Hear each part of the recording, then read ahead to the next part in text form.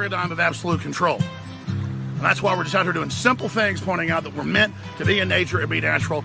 And this is where we find the source that God made to transcend the New World Order. And that's why they want to try to keep us out of it. I'm angry. I've had enough of these people. They're a bunch of Christian murderers scum. They're on giant death factories keeping babies alive. They're selling their body parts. What more do you need to know about these people? I go out and face these scum. They literally crawl out from under rocks. They have green looking skin and they run around screaming, we love Satan, we wanna eat babies. I have them on video. Hillary's in the creepy weird sick stuff, man. She sleeps in the same room with that creepy weird woman whose mother wears a hood over her head. What the hell? That woman number one is ugly. Imagine how bad she smells, man. I'm told her and Obama just stink. Obama and Hillary both smell like sulfur.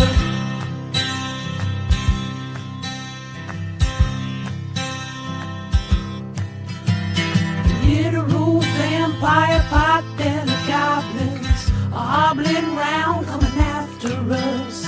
My spirit gets close to that evil and I feel it go.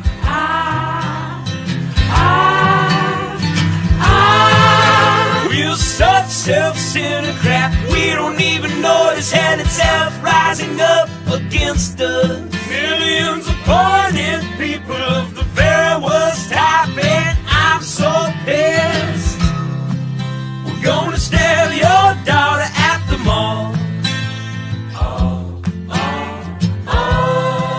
We're gonna stab your wife, your son.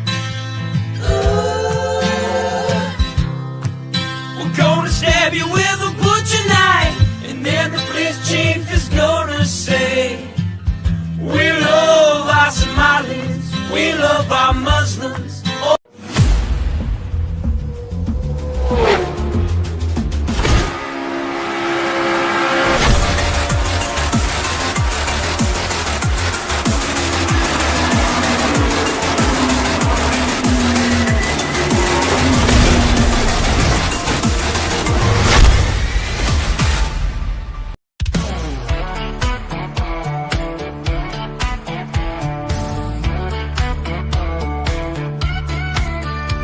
I'm sweating like a country pig. I'm gunning beers and taking swigs of ice cold Jack. We're at the track, it's racing day, we're getting smacked. I never really understood this NASCAR shit. I thought, how could I be impressed when cars go left? But then I went, baby, it's the best.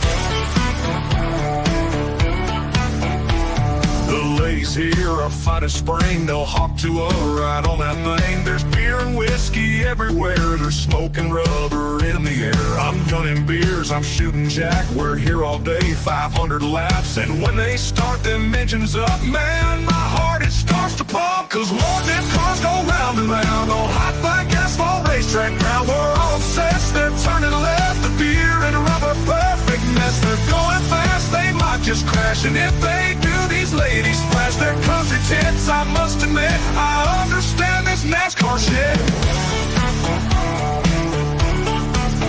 It's hot and loud, we're in the crowd. We're watching cars go round and round. We're in the South, the USA. We fly that flag each goddamn day. And when it's time to watch a race, we crack a beer right on our face. We watch them cars go fast and left. This NASCAR shit's the fucking best. Cause Lord, them cars go round and round on hot black asphalt racetrack ground. We're all obsessed, they're turning left. I'm drunk as shit, I love this mess. They're going fast, they might just crash. And if they do, these ladies flash their country tits. I must admit, I understand this NASCAR shit.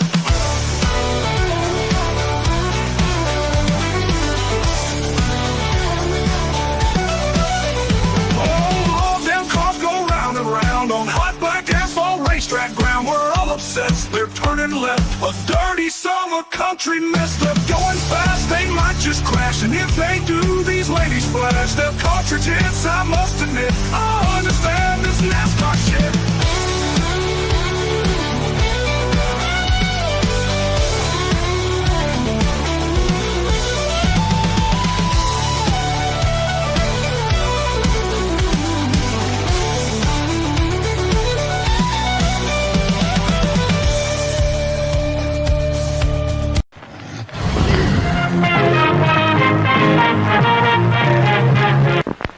X. Persons under 18 will not be admitted. In a world where a checkered flag is just the start, meet Ryan Wheeler, the would-be champ who seems to have run his last lap. But when a mysterious figure offers Ryan a dark bargain, promising the throne of speed, he strikes a deal with the devil that will make him ride and die. From ball-busting YouTube sensation and Arca Menard's NASCAR breakout racer Cody Dennison comes his first kick-ass comic creation. This won't be your average ride. It's a tale drenched in bone-chilling horror, soaked in violence, and wrapped around the curves of both the track and the sexiest women that'll make you forget the road ahead. Experience the race of a lifetime, or the damnation of your very soul. Will Ryan outrun his demons, or will he burn in the fiery pits of hell? Don't miss out. Get Cody across the finish line. Back ride and die on Indiegogo.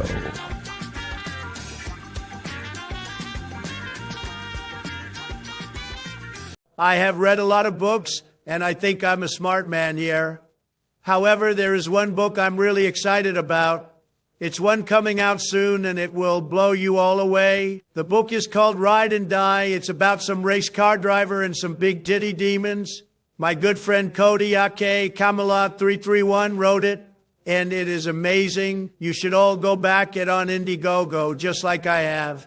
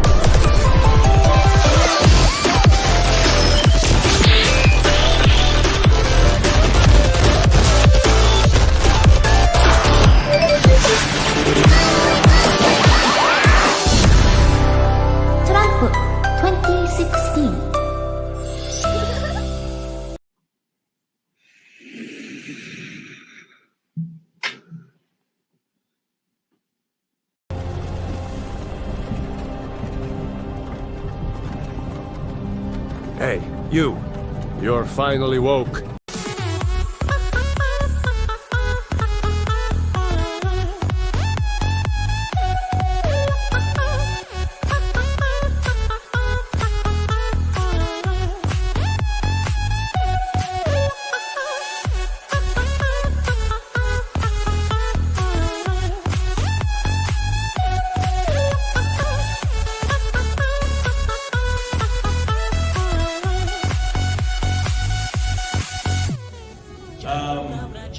Are you guys aware that we almost see no titties in movies anymore? And we only see titties.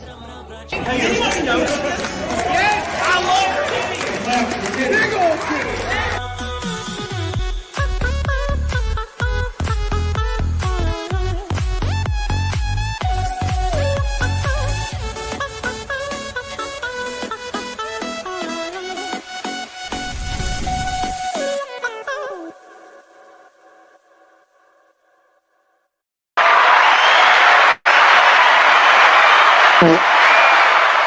Oh my gosh, can you believe we finally returned? It's a goofy ass Monday, and my goofy ass is with you. And we're going to spend it in solidarity, touching each other's penises. I mean, having a good stream. I appreciate you guys for showing up and get us to 100 likes before the show even got dang started. Hot diggity damn. Now, before I introduce this redonkulous guest that we have, got a few things to talk about. One of those things, unexpectedly, broke my pinky. It's brutal, but it's fine. These things tend to happen all the time. I broke my pinky last year as well. Same ass pinky, too. This poor pinky has been through some shit, but it's fine. Don't worry about it. Now, look, here's the deal. Okay, look. I was putting a new pool pump on my pool thing, like a motor and all that shit, because the other one I had, the bearings were bad, and it was you could hear it from a mile away. So when you turned it on, it was ear-piercing loud. And I'm like, damn, dude, I can't run this because my neighbor's going to kill my ass. So I ran it like for 2 days to try to get like during the daytime, not the nighttime, to try to help out like and get my pool chemicals, mixed in because I'm opening my pool. And I finally got my new pump in. So I go put that sumbitch on, and I'm trying to hammer off the ass end of it so I can get like a wrench on the shaft so I can take the impeller off that pushes the water. And I was hitting it with a hand, and I just smashed my fucking pinky. Like, broke the sumbitch. Started bleeding and squirting, and it's black as hell. So I just put some tape around it, and we're good to go. What's up? But the pool company, they quoted me $3,000 to put my new pool pump in. $3,000. I bought one for $200 on Amazon and put that shit in. $3,000? Y'all are wild as hell. No wonder these pool companies making so much damn money and turning down contracts. They just take it over. They're preying on our poor ass old people. That's what it is. It's old people that got money. Marvin says, why didn't you go to the hospital? Because I'm 35 and it's a pinky. The hell? Hospital? What, am I going to pay the hospital $10,000 to put a piece of tape around my pinky like I did? No. The hell? I broke 3 fingers in my lifetime, and I just taped their asses. You just tape them real hard, and then you leave it. And then you change out your tape every day. And then in 2 weeks, your finger's back. That's how it works. Go to the damn hospital, get them put some tape on my pinky. No. All right? No. I am a man. All right? All right. Anyways. Yes, but because of the pool pump and the hammer. Anyways, so that being said, we got a great show for you today. We got our boy CECIL with us, and we're going to bring him on here in a second. And after he gets done masturbating, I see him in the window masturbating right now. It's really weird, but hey, it's what he does. He does it at 10 p.m. Central every day, he told me. So before we get into it, let's hit these super chats. And we got a lot to talk about. I mean, too damn much. Okay. We got Pokemon. We got some damn Cope files. We got some news. And we got some other crazy shit. So it's going to be a lot of fun, boys. A lot of fun. Real quick, we are already a third of the way to Naked Snake because Billy Hatcher dropped a $100 super chat. Oh, my God. That kind of support is unfathomable. He says Trump arrested a lot of judges last week, and it's fun to see. And, of course, Canada voted for a Liberal Party again for some reason. April's also been a crazy month for VTuber stuff, and Indie Tuber is one of the major shit shows. Man, VTuber stuff, I don't touch that shit, okay, because it's like wildfire. If I say one damn thing, I get caught on fire. And I ain't doing that shit no more. Because if there's one thing that VTubers hate more and their fans than anything else, it's a flesh tuber commenting on anything that they have going on in their lives. You know, they're getting graduated and then losing everything. My happy ass just gets older in front of the camera and more depressed. And I prefer that over anything else. Much love. Anyways, thank you, Billy. I appreciate you. $100 super chat. My boy is the man, the myth, the legend. Look at him. Look at his giant, tiny penis. Appreciate you. Also, he dropped a pink boy. Oh! I also can't wait to go to the race this weekend. I got my pre-order for the Switch 2, and there's a decent amount of people at my local GameStop at 9:30 a.m., so I stayed there to get my pre-order, and I plan on hacking it later once it gets the hack. Yeah, well, see, I played my Switch last night for the first time in like a year, and I played Mario Kart, and there's something wrong with my Switch, dude. It takes like an hour to load each map. It's really very strange, but it's all good, okay? I don't need no Switch 2, because, again, I'm a man, Billy Hatcher, not a bitch. Love you, Billy. Appreciate you for the pink boy. We're already a third of the way in super chats to the 449th Naked Snake in a row. Can you feel it? Can you feel it? Can you feel it? We're going hard today, boys. We're going hard today. Thank you guys so much for hanging out. We're gonna bring CECIL on, give him some love. Make sure you tell him he's a bitch, because he is. He's a bitch, but he is cool. He said he's gonna join my show, and that's really nice of him. Okay, Nick Rekieta told me to go F myself. That's his exact words. Not really. It's all good. Do you have a slow SD card? Shit, I don't know. It's just been sitting on the dock for 3 years in my movie theater room. My mother-in-law suite is a movie theater. Because why would I need a mother-in-law suite? And it's just been sitting on the dock in there for 3 years. And I just download shit whenever. You know? All I do is play. I play Mario Kart and I play Mario Golf. That's literally the only games I play. Thank you, Billy. I appreciate you for the $100 super chat and the $50 super chat. You're already getting us almost there. Thank you guys so much for all your love. We are a gold, orange, teal, and blue boy away from a rainbow night. Are you racing Martinville in October? I do not know. I do not know yet. On my next races are Texas Motor Speedway Friday, Kansas, maybe Nashville Super Speedway, Charlotte, Pocono, and IRP in Richmond. And we're adding on stuff as we speak. It just depends on if we can get sponsorship. Every sponsor that comes on basically allows me to run another race. That's kind of how we're doing things right now. So, but those the ones I just mentioned are the ones that are paid for. So, all good. All good. All right. Anyways, thank you, Billy. Appreciate you, Billy. You are the man, the myth, the legend. Thank you for getting us a third of the way to Naked Snake already. Make sure you guys like the stream. Very, very important. Hell yeah. Green Ninja says, I heard you blocked Corn Pop. What the fuck, bro? How could you do that? Such a beautiful soul. I don't know who that is. Is that like on YouTube chat? Because if it's on YouTube chat, I didn't block them. Somebody else did. I don't block people in YouTube chat. My mods do. Okay. Now I do try to go in. Some people will message me and say, hey man, I think I got blocked, and I'll go look at my block list. And 90% of the time they're not. So I don't understand what's going on there. It's all good. What's up, Tippy Tail? Damn, my YouTube crashed like per usual. All right, cool. All right. Is it next to the random PS5 you have? What? I do have a random PS5. I don't know why. It's just sitting in the closet. Well, I can tell you why I have a random PS5. So the last person that won a PS5 on my channel, it was like right when I was getting into racing in NASCAR, like ARCA and stuff. And it was like a 2 or 3 month period where I was just super stressed out, and I totally forgot to send it. And I was like, okay. And I was like, I just didn't really think about it because I'm a dumbass. And instead of the person that won it messaging me and saying, hey man, what's up? They just posted on Twitter and like tagged me and said I was a fraud and a scam artist.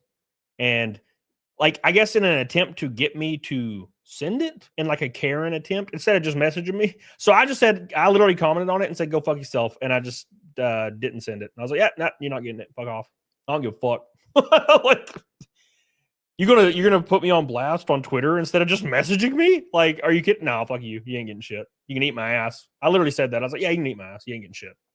I'm not a retail company. This isn't Walmart. This isn't GameStop. Okay. You're not gonna care and let me talk to your manager and get pissed. No, you're fucking getting shit now. You done goofed, dumbass. What are you doing? So that was it. Well, rest in peace. You ain't getting shit now. So that was it. That was the last time I thought about it. Anyways, yes. What Resident Evil game would you recommend for a new gamer? My vote would be Resident Evil 3 Remake. Remake? What? Are you trolling? Don't troll me right now, man. Resident Evil 3 Remake is terrible. Resident Evil game for PS for new gamer? Oh shit, man. Resident Evil 2 Remake is the one you would get. That's the one you would play. And that's it. What's up, Sean Smooth? How you doing, dude? You should have done another giveaway. No, see, Tristan, here's the reason I stopped doing giveaways. So here's the reason, Tristan, okay, that I do not do giveaways anymore. Within reason, right? I'll send you a freaking hat, but that's it. It's because it got about to 50% of the time, people would just take advantage of me.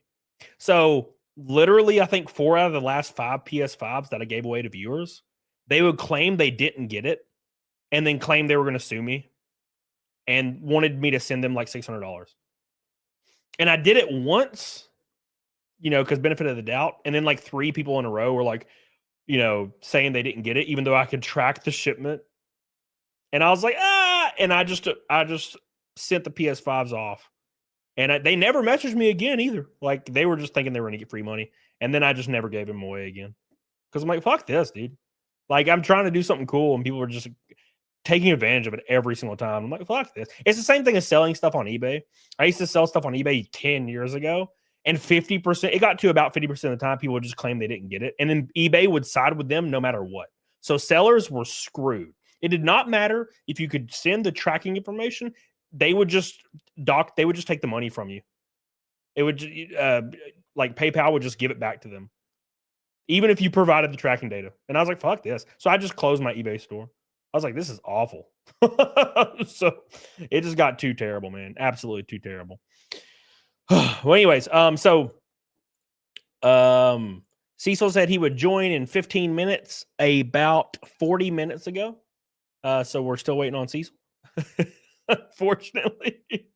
Oh, by the way, Sean Smith said, had a blast this weekend. Stay for all the races and boobies everywhere. Hell yeah. Praise Dell. Thank you, Sean. I love you, Sean. I'm glad I got to see you, of course, again. You the man, the myth, the legend. Thank you, buddy.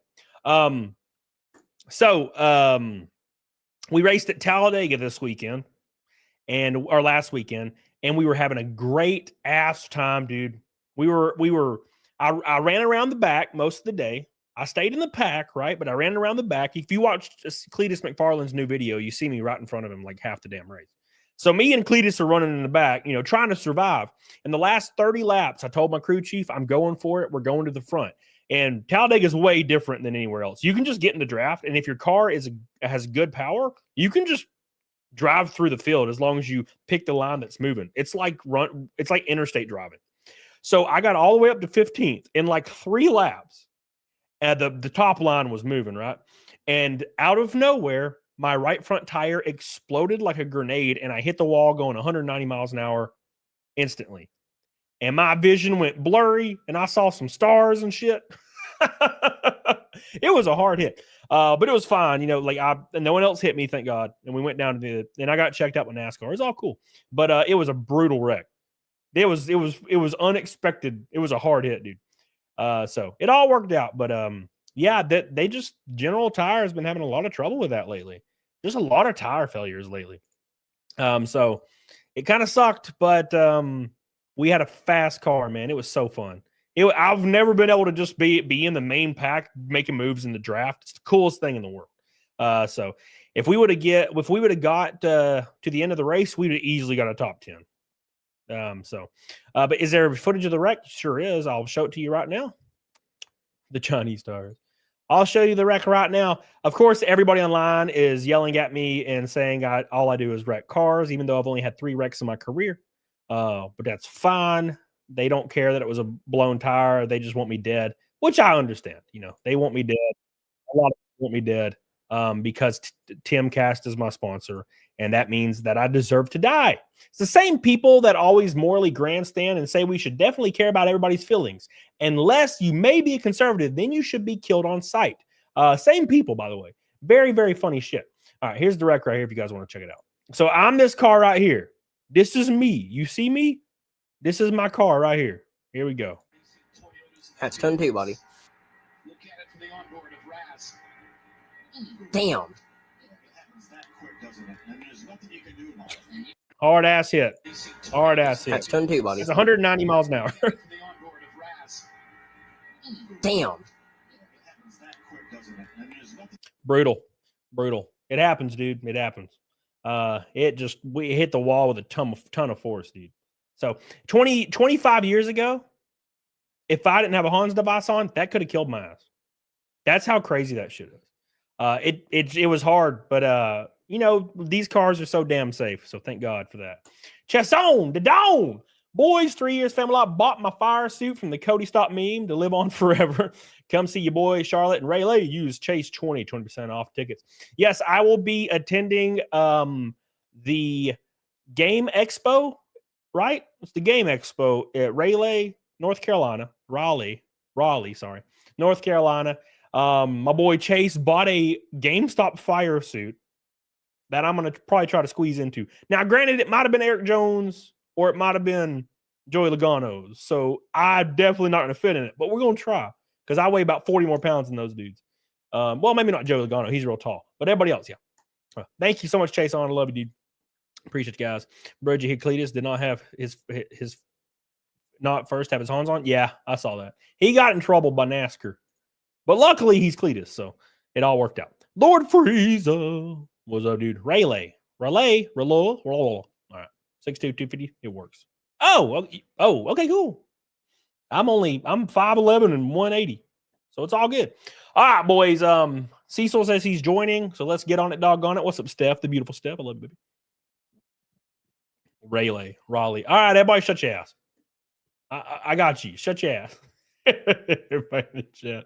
Shut your ass. We are one orange boy from a rainbow knot, guys. Hot diggity damn. Can you believe it? Can you feel it? I can feel it 50 likes away.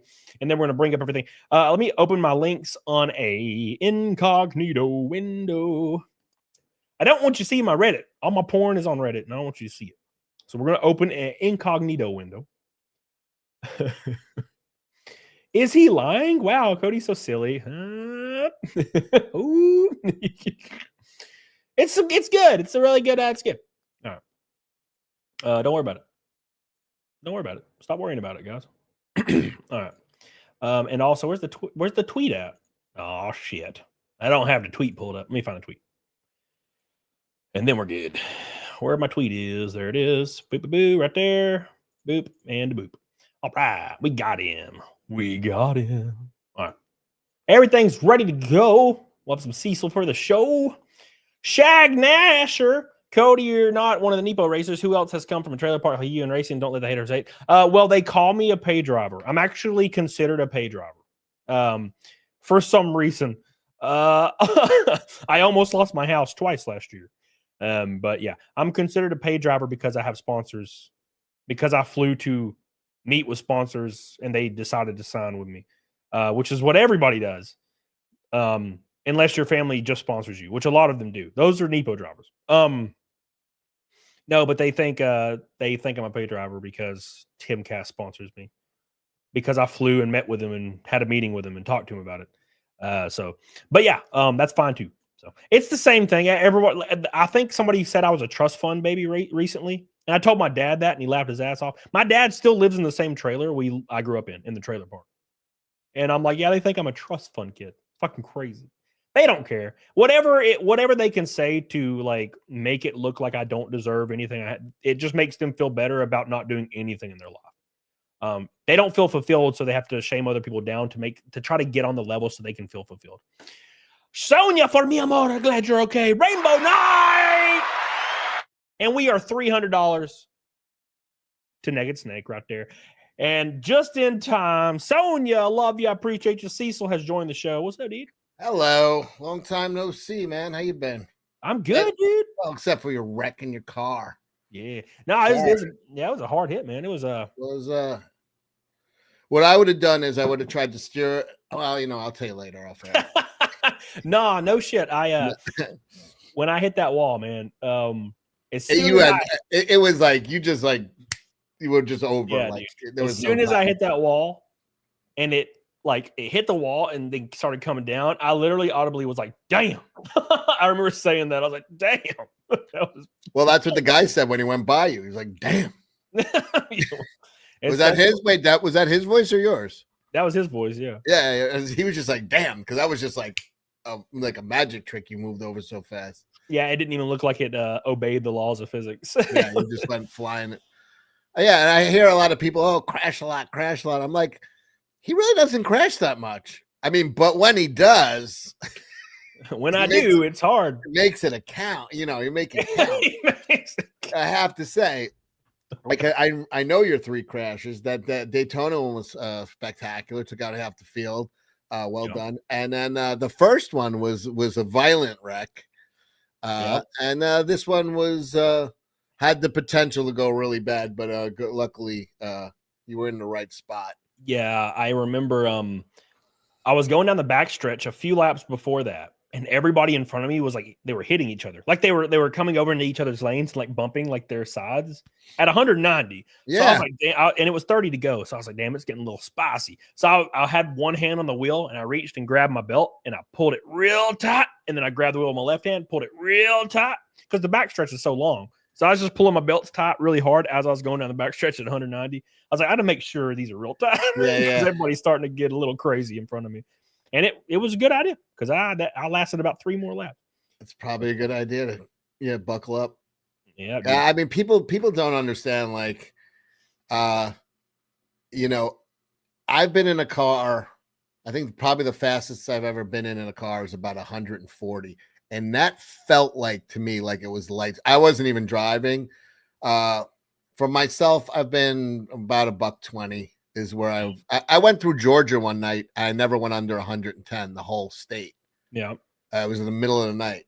I just put on cruise control and fucking just, but every mile an hour, like over like 130, it's like you start going in like warp speed. Like the people don't understand how fucking, it's not like, oh, I went 110. How much faster is 130? It's a lot faster. The little bit, once you're at that speed, every little one is multiplied faster, and reaction time is ridiculous. I would never even I have no desire to do that. Whatsoever. I have no desire to be in a car going that fast, man. Yeah, we're racing in Texas next week, or Friday, actually, in the NASCAR Truck Series. We got the new sponsor, Aeon Water Technology, on board. It's gonna be a lot of fun. We go 190 in our truck NASCARs, like 190 into the corners at Texas, and I'm like, it's gonna be fun. I'm very excited. I love it. I love that shit, dude. I fucking love it. Kate of the Swiss says, "There's my 2 favorite fats. I'll take that PS5 off your hands, Cam." I might send it to you guys. I don't need. He ain't fat. Camelot's. I'm fat. I even got fatter since the last time I saw you. Dude, and then I started losing some weight. And what does my girlfriend do? She comes over this weekend and cooks like a fucking maniac. Leaves me with like gallons of tortellini and so. Oh my god, what do you think I'm doing? What do you think I'm spending my Monday doing? Yeah, I'm fucking eating that thing, and I feel like a bloated idiot. I lost like 10 pounds last week. I definitely. It only takes a weekend for me to wipe out a week's worth of fucking. God damn it, I'm depressed. Yeah, last night Jesse was like, "Hey, I ordered 18 pack of Claw or a 12 pack of Claw," and I'm like, "Okay." And she's like, "Yeah, you're banged up. You need to relax." And I'm like, "Okay." So I like open the Claws, start drinking them. She's like, "Hey, I started up the pizza oven with the fire and the logs and stuff in the backyard with a big pizza oven." And she's like, and she started making like dough and like 4 pizzas, little tiny pizzas. And I'm like, "You fucking me up." And of course I smashed them. They are so good, dude. They taste just like you go to a Stone Pizza place. It tastes just like it. And then this morning I woke up and she handed me like a fat ass steak and egg burrito. And I'm just like, "What are you doing?" Trying to kill, man. They're fucking yeah, dude.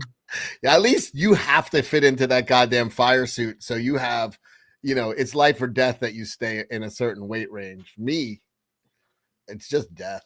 It's just death. It's just fatness. Yeah, dude. I feel real fucking fat all the damn time. And then I like look at pictures from the racetrack and I'm like, man, I look pretty damn good. You look good. I look like I look pretty good. Yeah. Look pretty slick. Don't look fat. Look, I'm about 180 and I travel so much. It's just, I think I travel so much and I do so much that I just, and I don't eat a lot when I'm at home unless Jesse's freaking throwing steak at me and shit. But usually I just eat some, like I'll eat crackers. You're good. You're always eating like the egg whites and stuff like that. I've eaten over your place. You're good. Chess on the Dawn, gameandgeekexpo.com. Use my family discount promo code CHASE20 for 20% VIP off. Kids free ticket 2 days at Raleigh, North Carolina, and see your boy Camelot 321 and come cosplay Naked Snake in real life. Thank you, Chase on. Appreciate you, dude. I will be there. I think it's June 7th and 8th, so don't miss it. Thank you, Chase on. I love you. I appreciate you, dude. Adam Rice. Why do I see penises in Cecil's glasses? Because I'm watching gay porn. That's an easy one. Give me a hard one, Adam. Big one for Master Lions with 10 gifted memberships. Oh my God. Thank you, my friend. He's always gifted memberships. I think we had 81 in one stream a month ago. Unbelievable. Wow. Thank you, Master Lines. I love you, dude. I really appreciate that. Speaking of subs, can I ask your audience right now? I'm sure we have a lot of crossover. I recognize a lot of folks. I have never been this close to 20,000. I am 300. Let me see what I'm at. About 380 something away from 20,000. Every time I've gotten this close, YouTube has just shed off my all of a sudden I wake up one morning and 50 are gone, then 100 are gone. I am 385 away from 20. I have never tapped 20. This is my Make-A-Wish stream. I want to hit 20,000 subs. If you keep putting videos out like you have been, because your growth to almost 20K has been 100% organic from streaming and from like being a guest and doing all your shit. If you continue uploading every single day, in a few months, it's gonna blow up. That's how it always works. So just keep doing that, and you'll be all right.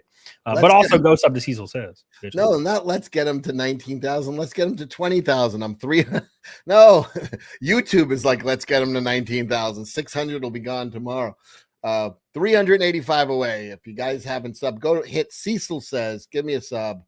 And I think maybe if I go, I've been doing. This is my third stream today. I do streams on my channel 7 days a week now, and I do a stream with Gundam on Wednesday, and then I stream directly after. I do Ethan Van Sciver on Mondays, and I try to jump on and hang out wherever I can. But I'm busy doing it.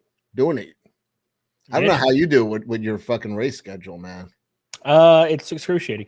Thank you, Mange. I appreciate you. 150 in the Cougar felt like going plaid, dude. I can't even imagine. I won 160 in my R8 one time in my dreams, and it was pretty fast. Intimidator says, so has the stream been given a CECIL and desist? Come on, dude. Come on. Damn Neb says, yo, tell my boy CECIL I said hi. Camelot made the body dysmorphia keep you looking sexy and race ready. Thank you. It does. I was at the gym for 2.5 hours today, and everything hurts from that wreck. Like every muscle in my body, weird ass muscles hurt. Oh, fuck yeah, man. That's like taking a major bump, man. Yeah, and I just went to the gym and bench pressed 385 for 4. I didn't give a fuck. So, hell yeah. Thank you, damn Nev. Appreciate you, buddy. Halfway to Naked Snake already. Look at that shit. Dude, I saw this thing, and I want your opinion on it. So, I saw this thing. It was a video. And it's something I've actually seen a lot. And it's something I'm going to kind of tell something I've never really told on stream before. We know you're gay. Yes. So this tweet was inspired by a video I saw, and I want to get your take on it. So I said, girls will start talking to a dude on Tinder in secret, fall in love, leave their husband of 10 years. Keep in mind, they're happy. And the Tinder guy they leave their husband for pumps and dumps them immediately. The girl is then devastated and makes a video crying about dating being hard and how they miss their husband who has moved on. I've seen this 100 times. Is that something you've ever seen before? 100%. Women can't. Women become fixated on what they don't have. You could be a man who has 85% of what a woman's ever been looking for in a man. And if she sees a dude who is 85% of shit she doesn't like, but the 15% that you don't have, they will fucking become more fixated on that than you've ever been. They'll give more attention to that than the husband who has 85%, 90% of whatever the fuck she ever could ask for in a man, and will become obsessed and will risk their entire family, their children, their home for that 10%. It's fucking insane. I was talking about this with Juju. We watched Excalibur, that movie from like 1980. Yeah. And about Camelot. And then we were talking about it afterwards, and it's and how there's the Bill Hicks joke. Bill Hicks has the joke about Adam and Eve, where Adam goes to Eve, Eve, we live in paradise. The weather is always perfect. We have any need we can even dream of is instantly fulfilled. We'll live forever and we'll never get sick. And Eve goes, yeah, it's just not enough, is it? Oh my God, dude. That is the weirdest coincidence you've ever said. So I literally saw a video yesterday, And it was a guy saying that joke on a podcast. That exact joke. The Adam and Eve joke. Well, yeah, that's an old Bill Hicks joke from like either the 80s or 90s. And I'm watching Excalibur, and it's Guinevere. She's married to King Arthur. They've never had peace, prosperity. Crops are coming in. Everybody's rich. Everything. The kingdom is healthy. Everything's going good. And what does she do? She can't stop fixating on Lancelot. Yep. And she has a king. She's beloved queen. She lives in a goddamn castle a wizard, Merlin, made them. Like, they live an unbelievable life of luxury, peace, prosperity. And she throws it all away to bang Lancelot once. Yeah. And the fucking everything. And because everything goes to hell, the crops start turning, because the health of King Arthur is the health of the country. And because now he's broken up and destroyed, everything goes to shit. And that's it. It's like these people who wrote these allegories, these stories, whether it's Adam and Eve or account, that's it. It's women's nature is to always reach out for the thing they can't have, or or never be satisfied with what you can make somebody queen of the world. And she's like, but I don't have Lancelot. Yeah. No shit. So I saw that podcast clip, and a guy said that joke. He was like, he was talking about the same subject matter, and he was like, and it reminds me of this old joke. And he told the joke, and there was a girl on the podcast, and all the guys were laughing, and they were like, "Do you not think that's funny?" And she was like, "Well, I was just thinking there was going to be more to it." And they all started busting out laughing, like, exactly. You think there's just more? There's just more. I want more. Fucking prime example. Like, I don't know. I thought there'd be more to it. Yeah, it's not like they're all laughing their asses off, and she's like, "Oh, well, could be funnier." Yeah, like, and that's never enough. Never enough. It's funny because everybody knows the drama around my my divorce. But one of the things I never really talk about is how my ex-wife had downloaded Tinder, and she told me that she was downloading Tinder like as a funny joke, so she could just like see the people on there. And I was look, I was like 26. I was real dumb. It was like my third relationship. What a good one, honey. Yeah. I'm downloading. Yeah. So at any rate, Tinder as a joke. Yeah. So she starts talking to this guy, and of course, she like a week later leaves me. She says she doesn't love me anymore, and she leaves me. And I know that she went and hooked up with this guy, and then he fucking like disappeared. And like she went into this like spiral of fucking depression. Now, to be fair, she's doing awesome now. She's doing better than she'd ever done with me. But it's kind of like the same thing. Like all these, it's just people get monotonous. They think whatever they have already, which is great.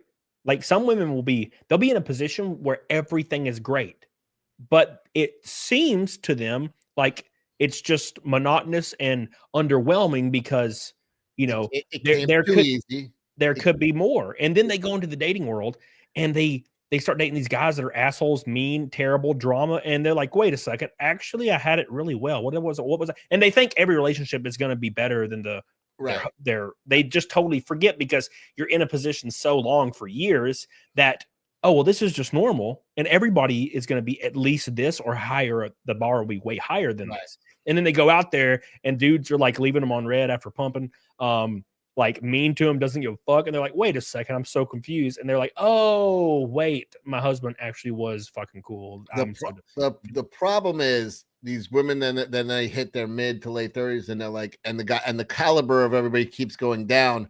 And then they go, oh, fuck, I had it good. And they try to go back to somebody they rejected, realizing that now, and for too many years, guys would be like, oh, wow, she finally came around and boy, am I lucky. And they fucking get this girl who will never really respect you, think that they're settling for you. But in the last few years, guys have really, really woken up. Yep. Young guys are just opting out of marriage. And I don't blame them, Yep. It's like, I have a friend, my friend Chuck, and he's like, let me give you a scenario. Do you want to go into business? Here's the contract. If the business fails, and even if your partner is the reason the business failed, you have to continue to pay the partner for the rest of their life, even if the business has gone out of business. Yeah. Do you sign that contract? I'm like, no. He's like, that's marriage. It's like, who the fuck? Why would men are becoming more analytical? And they're just like, Well, I mean, it's because things need to change within the government, and it's like, I've talked to PDH, like Jesse, about this. Like she'll be like, we should do something, and I'm like, look, if anything goes wrong, and it also doesn't even have to be my fault. Like, what if I don't do anything wrong? Right. And one day, 10 years from now, you're like, you know what? I actually met somebody at work and I'm connecting with them more than I connect with you. I'm leaving. Also, give me $500,000. I'm going to be like, wait a second. I'm fucked now. But she'll explain. And if I had her on the show, she'd tell you. I plan on bringing her on in the future. I wouldn't do that to you, Camelot. Well, she said, yeah, of course, there's that. And then there's the, but also like, I need security. And it's like, but what about my security? What about Cody's security? Cody don't get no security. My security is currently happening right now. Dude, my security was becoming a Gen Zer at 50 because it's funny how as my business went down and then COVID finished off a business that I had for almost 30 years. And just at that time, my wife decided she wasn't really happy. Our business was taking off too. And the New York State is just like, write everything over. I asked my lawyer, what should I do to avoid this from ever happening? He goes, never get married in New York or California. That's what you do. And I'm like, well, it's too late now. But the rules are ridiculous. Like I was basically starting from scratch at 50. Like I had nothing. It's spooky, man. And that's kind of like what I'm afraid of. And there just needs to be, I don't know, there needs to be better rules in place because you can even be with a woman that makes more than you on paper and you'll still end up giving them. I had a business that went out of business and she had a business that was going through the roof that I fucking financed, that I took out loans to, and I still had to pay her. Yeah, and what's the justification? I go, what reality? Nothing makes sense. You just have to like breathe out, accept it, and just be like, otherwise you'll lose your fucking mind. You'll never smile, you'll never laugh, you'll never, you know what I mean? You'll be like just fixated on like how the injustice of it all, and you really can't. You're just like, whatever, you know what I mean? Like you're like, all right, this is bad. Guess what? There's 10 million guys going through this, and a lot of them are having a worse time than me. So yeah, and who? I think divorce is in the law's eyes is divorce is kind of structured in a way that made sense in like the 50s and 60s and maybe 70s. Whereas there was a huge stigma for getting a divorce. So people would kind of stray away from it because and also social media didn't exist. So they didn't have the job. Their whole life security was based on the husband. There were stay-at-home wives, and there was a reason for it, but it's gotten out of control. It's gotten absolutely insane. And what's happening is the backlash is guys are opting out. Until the government changes this rules, they're using rules from the 50s when women didn't have careers, and now it's 35% women are college graduates to men. Men aren't even going to college anymore. Forget about marriage; they're not even going to college. They're like, fuck this shit. We're analytical. Guy looks at well, how much is going to cost for this degree? How much can I make? Is this worth it? No, it's not worth it. What do I have to do to have the same life my father had? He had 4 kids, a stay-at-home wife, owned a home, and had 2 cars. Oh, I got to make $500,000 to have that lifestyle. He was a cop or a bus driver. It's like, no, fuck it. I'll just, I'll downscale. I don't need college. I'll go into a trade. I'll do well. I'll stay away from women. I'll avoid having a family. I don't blame men are analytical. Women are, on the other hand, racking up useless degrees and fucking forever debt. and you never you never recoup the college costs. They're all just like in on the lie of college. Yeah. I'm going crazy tonight. I'm sorry. I just drank like 3 cups of coffee. Let's listen to Helena. She says, I would probably only get married for the tax benefits, which when I was married, there wasn't really any in my case. And my partner has to take my name, so I will never budget for a marriage certificate. Now, see, here's the issue, Helena. If a guy is willing to marry you and then take your last name, that's going to be a rough marriage. Because for one, you're marrying a woman, and two, you're marrying a woman who happens to be a man, which is probably the worst kind of man you can marry. Because as soon as somebody starts to mug you on the street, your husband, quote unquote, is going to run his ass off, and you're going to die on the street while he runs and screams and cries. So no, I would not recommend that. My partner has to take my name. You wouldn't respect that guy. Why would you even want to? Why would you even want to marry the guy who says yes to that? That's what I'm saying. You're to resent that goofy bastard. I know I would. You'd be like, you're a pushover. Women don't want to push over. Yep. Shock Willie says young marriages end in 80% divorce rates. Anyway, don't believe these red pill dorks out here saying the younger the better. Yeah.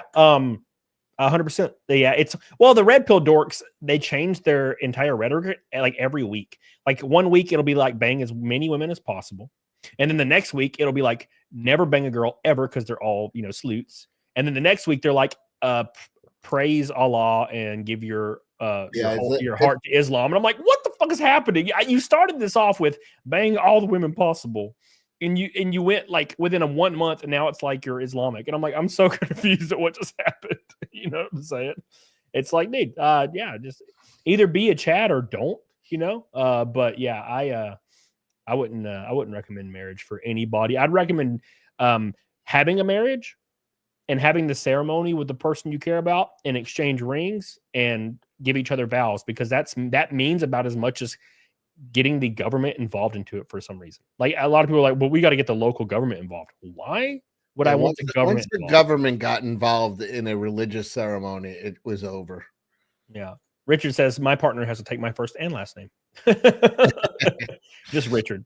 Richard's last name is Head too. So thank you. Old dickhead. Thank you, Richard. I appreciate you, baby. Rachel says I've been married with my hub. I've been with my hub since 18, but we were married at 24. Yeah, so I was the same way. My ex-wife I think was 17 and I was 19, and I got divorced at 27. So thank you, Rachel. Appreciate you. Albatross says I heard one YouTuber say women treat marriage like casual dating. It's that their attitude. If that's their attitude, then why even bother? Yeah, and that's the issue, is because at any point you can just break up and then get a divorce. But when you go through the courts, suddenly no, it's not only like that. It's not only like it's casual dating. They act like they hit the lottery. They're like, well, at any time I could just end this guy's life and cash in. They can't, like, that's the attitude is. I remember my ex in court was freaking out. She wanted more money, but it was like my business shut for COVID. It went out of business. It was literally just closed because it did basically courtroom type of evidence handling type of business, and all fucking there was no jury trials for fucking years, and it was it was like I was done. And she was like, well, I was expecting more money. So she just kept the divorce going on for 3 years, because in New York, whoever is paying the bills at the time of the divorce has to continue until the divorce is finished. So I'm paying a mortgage on a house. Now I have no income. I have a business. Everything's coming out of my savings. Yeah. I'm paying a mortgage on a house that I'm not living on. I'm paying her Mercedes, the health insurance, everything that I was paying before. I'm paying.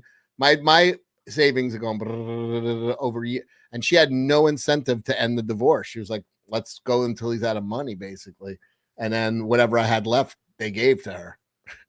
Yeah. So that's why I'm happy about the girlfriend I have now. I'm like, I was full disclosure. I'm like, I'm fucking wrecked. I have nothing. She's like, okay. She's like, I don't mind. Could you? Oh, fuck, that would be terrible. See, like, and I got very, very, very lucky because my ex-wife did not destroy me. We just did a, complete separation, and she just moved out, and that was the end of it. So it all worked out.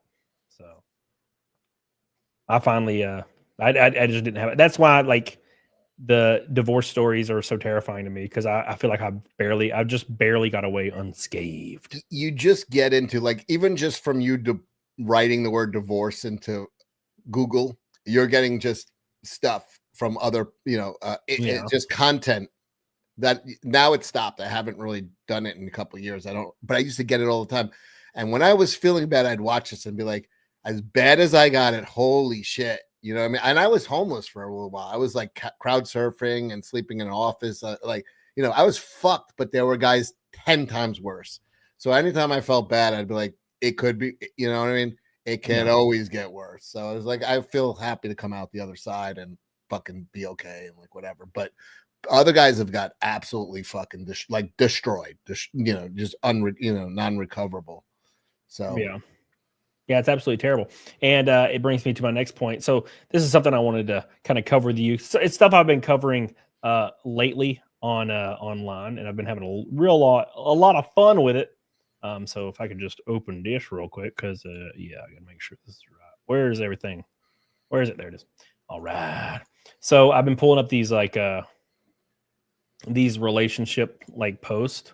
And they are absolutely horrible. I cheated on my husband and he left me. And exactly, please feel bad for me. It's like, what? It's like the craziest shit. They are, because they live in a fucking reality that we can't even understand. There's no accountability. They live in no fault divorce court. Their whole life is no fault accident, and everything is just they're the victim of. It's not my fault.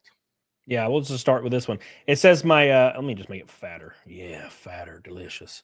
So it says, this one's funny. It says, my girlfriend's hygiene is so bad. What can I do? I love this woman. Why do you ask a girl out with bad hygiene? There's no first date.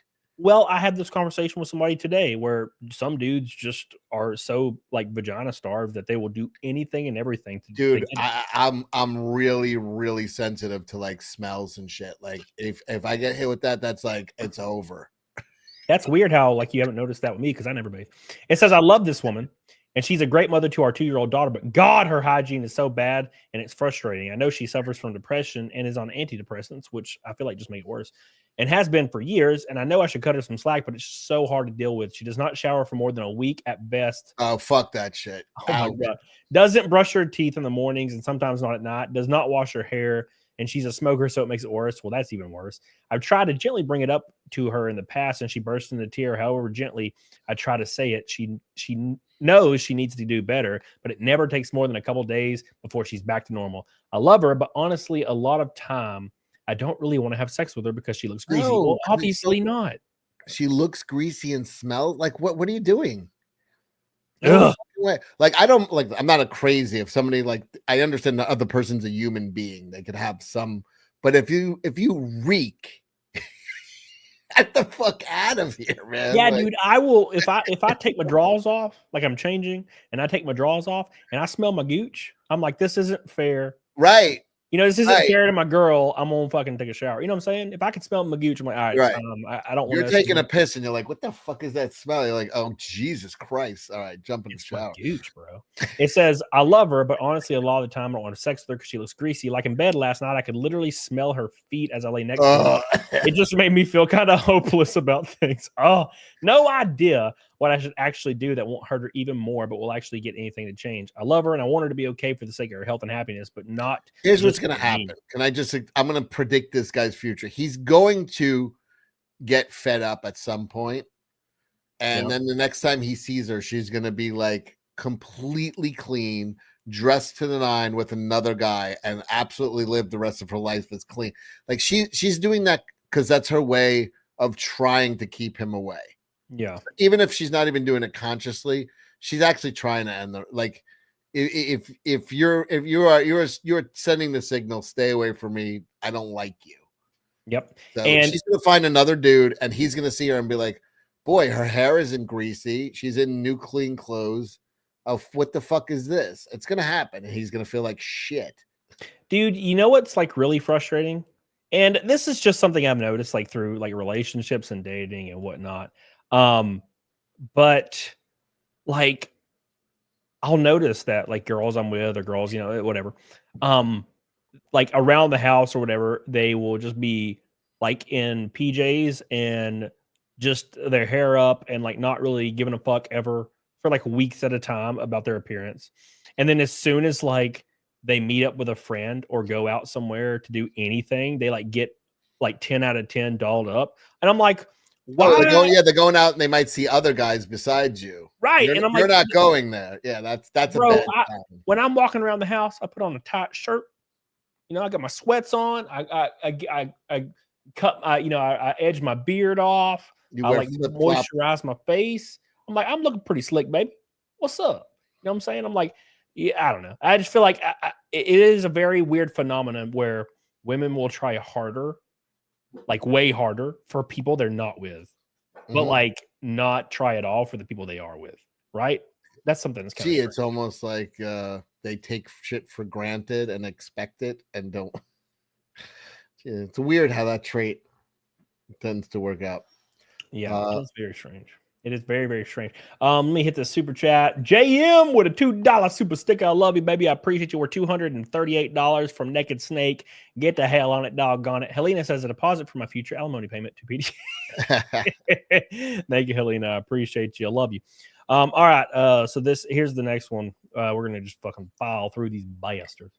So this one says, a conversation with my GF about my appearance has left me suffering in silence. It says, a year ago, I started a fitness journey and began turning my life around health-wise after my marriage ended. I made some drastic improvements, built muscle, lost weight, and have been happier with the way I look. I quickly gained confidence and I put myself back into the dating pool. I met an amazing, beautiful woman. We've been together for 6 months and I'm generally very secure with my appearance. However, I'm a logical person and I accept that she's much better looking than me, which also means that she would have dated attractive guys before me. I tell her regularly how beautiful she is to me, and I've told her that she's the most attractive person I've ever been with. She's very complimentary in return, but rarely compliments my appearance. And when she does, it's quite reserved and non-specific. Now, look, this is something that is so damn normal and so damn common. I will get compliments from random dudes in the gym and some chicks, but you'll notice now, I don't know about your situation. But I never really get complimented outside of that, like especially not from a chick like that I'm with. Now, my ex-wife never did. Like, I don't think she ever did once. Right? Oh, same here. I that was my never. My current girlfriend says it all the time to me. She's like, "Oh, you look so good," and I'm like, I don't even know how to react to it. I'm like, yeah. Now, to be fair to PDH, she always tells me like in front of other people that I'm just really talented at a lot of shit that I put my mind to, which is nice. And she does say I look handsome once in a while. So that's pretty cool. But I will say, okay, that we were at the racetrack this weekend and one of my cousin's daughters, my cousin is a little way older than me, and one of her daughters, who is like a teenager, we went through the race and blah, blah, blah. And I had my fire suit on all day and I took my fire suit off and I'm like freaking dehydrated as shit. And I'm like carrying my bag. And when I'm dehydrated, like my pump was like outrageous, got big shoulders, big chest. And this like 14-year-old girl was like, I didn't realize how jacked you were. And I'm like, that's going to carry me for like 2 months. Like just a fucking, one of my cousins just saying I'm jacked. I'm like, thank you. I really appreciate that. Thank you for calling me Jack Guy. Makes me so happy. Meat puppet, my boy. I felt real good about myself. Thank you. Well, guys do that to you in the gym. Like They strangers, do, yeah. like a year ago when I was getting into good shape. Now I'm a big fatso, but just some random person. Hey man, I've been watching you, doing great, man. Fucking arms, and you're like, I got a compliment from a fucking strange man, and I'm so happy right now. Yeah, no, dude, every time I bench 3 plates, a guy will walk over and be like, that's a lot of weight, man. And I'm like, thanks, dude. That's what they always say. That's a lot of weight. And I'm like, hell yeah, bro. What's up? It's it's like you feed on it. You're like, oh, that's so nice. Thank you. Yeah. So this says, as time has gone on, she started frequently making jokes about my appearance, such as my height, my hair, which is receding a bit, and most of all, the size of my arms. She also made unprompted comments about her usual type being a bigger build. Oh, get out of there. Go. Oh, it's go. Go. In fact, you can actually wreck her. This is the time to go, because you will actually destroy her for a few years. If she thinks you're so beneath you that she's talking to you like this, and you just fucking give her walking papers before she's not going to understand that. Yeah. This is the best time to do it. Do it. Get the fuck out of there. Go out with the big win. Get the fuck out. Get the And don't look fuck back. out. She will be calling him to get him back. And Yeah. don't ever do it, because the second you respond, she's gonna be like, now it's my turn to end it. And you're like, Yeah. fuck, why'd I do that? Do it now, never go back. Get out. And has spoken about dating several bodybuilders in the past. She has also made some comments about having a history dating black guys. Oh no. She has for sure. Just go. You're not measuring up. You're not. She's already giving you that it's never going to be enough. She's already telling you it's never going to be enough. Whatever you are is not enough. But get the fuck out of there. She has reassured me that our relationship is deeper than that, and that she loves me for what I give her emotionally, which she has never experienced before. Oh, he's so fucked. Get out. She's going to the emotional. But here's the thing: he can go out on a big win if he's the one that just turned around and was like, you know what? I'm just not feeling it towards you anymore, and it's not fair for me to keep leading you on. And I think we crush her, and she'll be like, "What? But you to me? Like, get the fuck out." Well, these guys, best movie you get. The issue is, I've seen these guys in real life. They are the kind of guys that will be frustrated. They will voice their concerns to their bros, even when their girl's like openly cheating, but they will never leave. They will wait till they get left, even after everything. I had a friend one time, his like girlfriend they've been together for 10 years. One of my gym buddies, his girlfriend was openly cheating on him. Like for a year, she would bring dudes to the gym, avoid him, post pictures with her literally obviously naked under the covers with a different guy on a vacation without my buddy, that her boyfriend, and it would be like, I absolutely love this man. And they're like naked in the bed together. And I'm like, dude, what the fuck is going on? And he's like, yeah, I know. And then he waited for an entire year, and then she broke up with him. Bro, that it's just some people they can't pull the trigger. They're like addicted to the abuse too.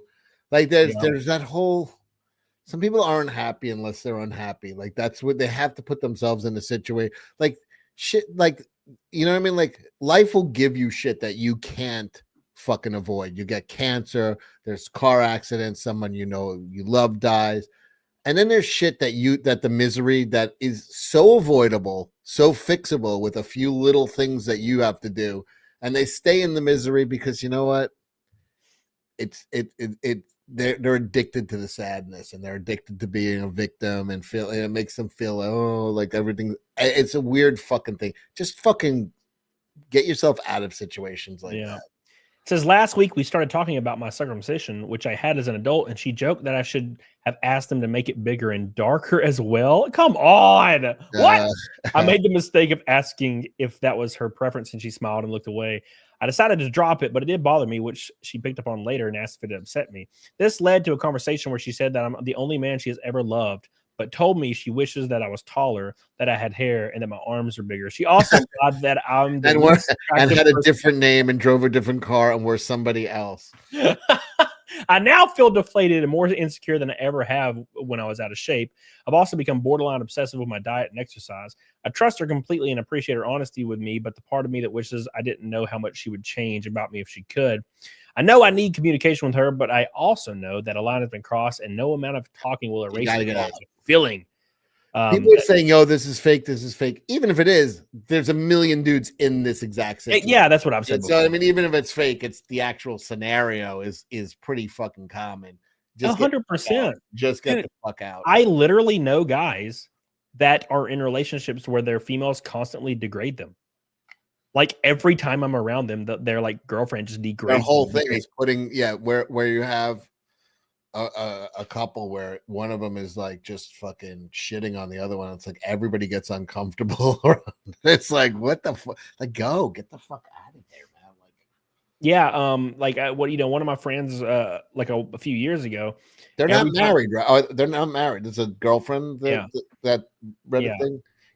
Even if you're married, get the fuck out. Like, you know, I understand financially, sometimes the whole thing, it's cheaper to keep her type of thing. It's fucking, but I would easily pay every dime that I lost again to fucking be free. Like it was amazing. The way my brain, like my psyche, once I was free of that woman, like I would have been happy sleeping on a fucking pile of gravel in an alley. than I would next to her in a fucking bed. Like it's just you can't put a price on freedom. Like it's like holy shit, I really felt like I'm free. Yeah. Yeah, 100%.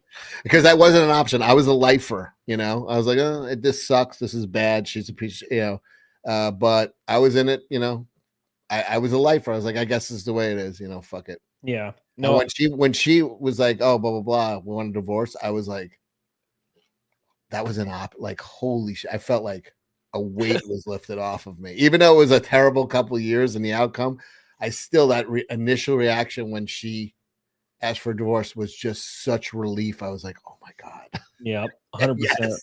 Yes, 1,000 times yes. Yeah, dude.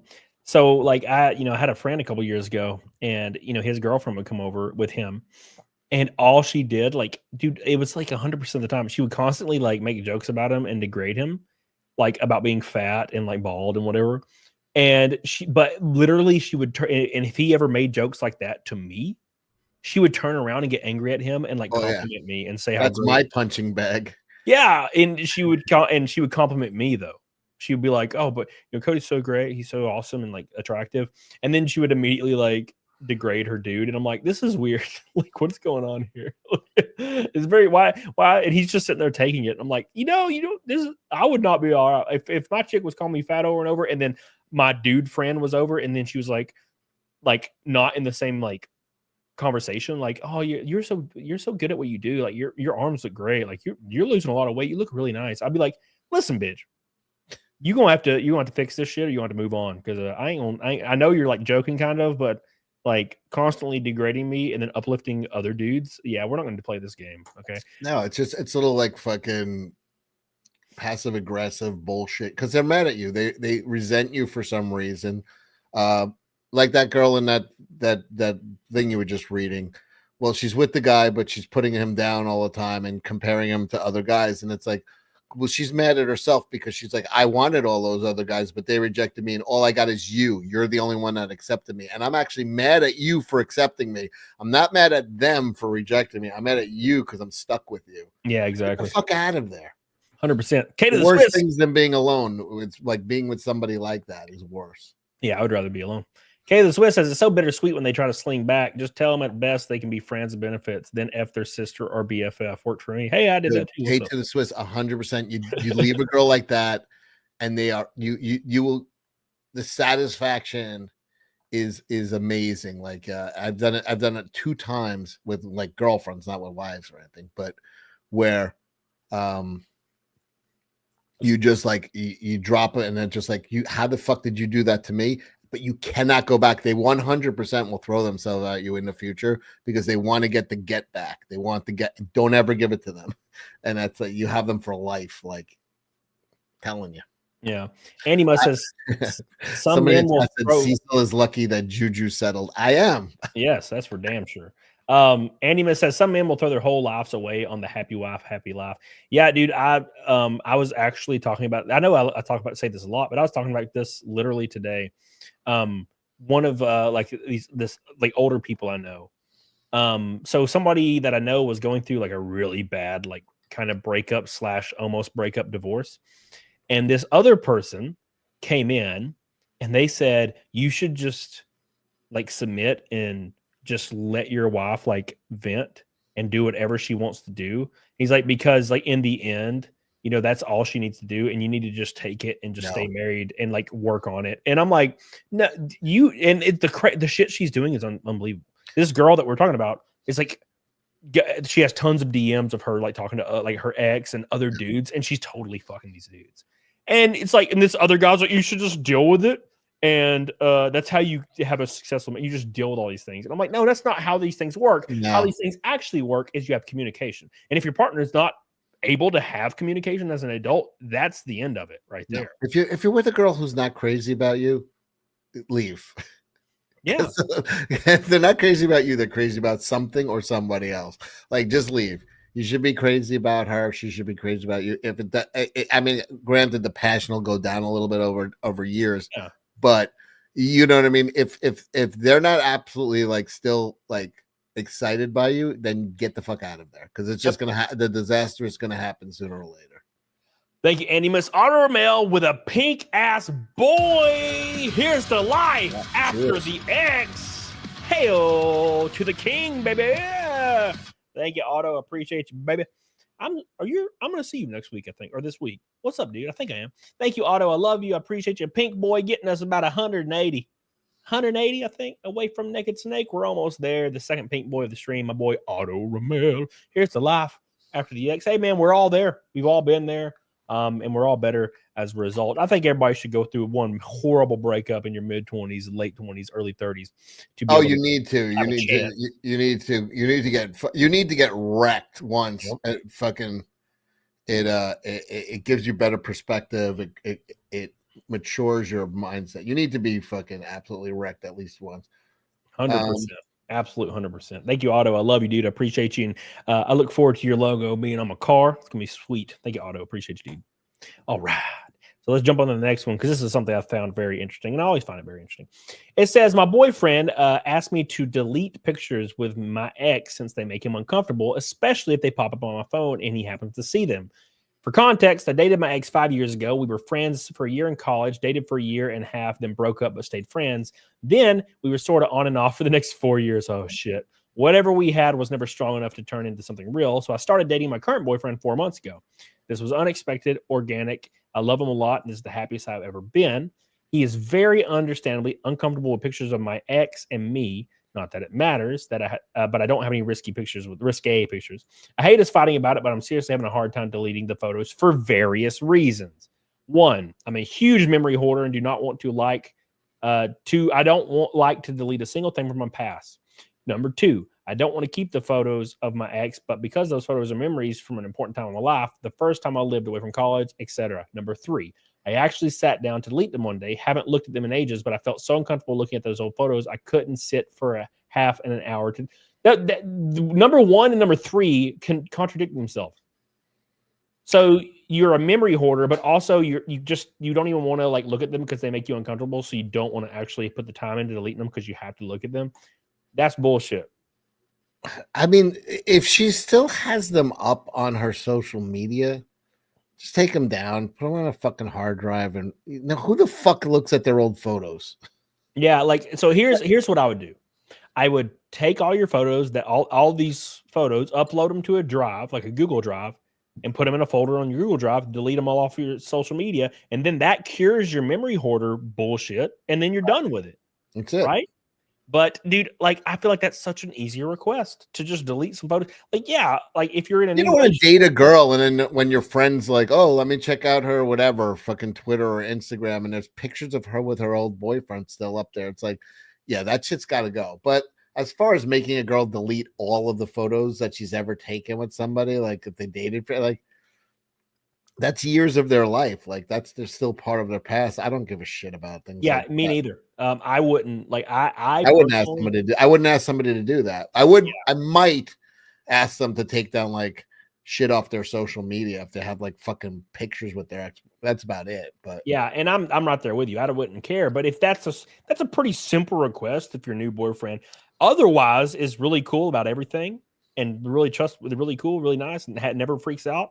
And there's one thing now, look, and to be honest, I'll give a short story about this. So, a few years ago, there was a situation where this person would come around and was, talking to, this person that, I'm talking to. And all I had to do, communication, everybody, is very important. All I had to do was like, hey, I sat her down. I'm like, this is kind of uncomfortable. I'm just letting you know, like, I don't really like this whole deal. And I would prefer it if it stopped. Like, what do you think? And it was a conversation, and it stopped. It was that easy, right? And that's not out of the realm of possibility to ask somebody to remove pictures. It's kind of the same thing. And you could also, like I said, put them on a drive. Now, here's the tricky business, because she said it was a guy that wouldn't date her, but they were on and off for 4 months, which means, or for 4 years, which means he was just fucking her whenever he got bored. Right. And she would totally pick him over anybody right now.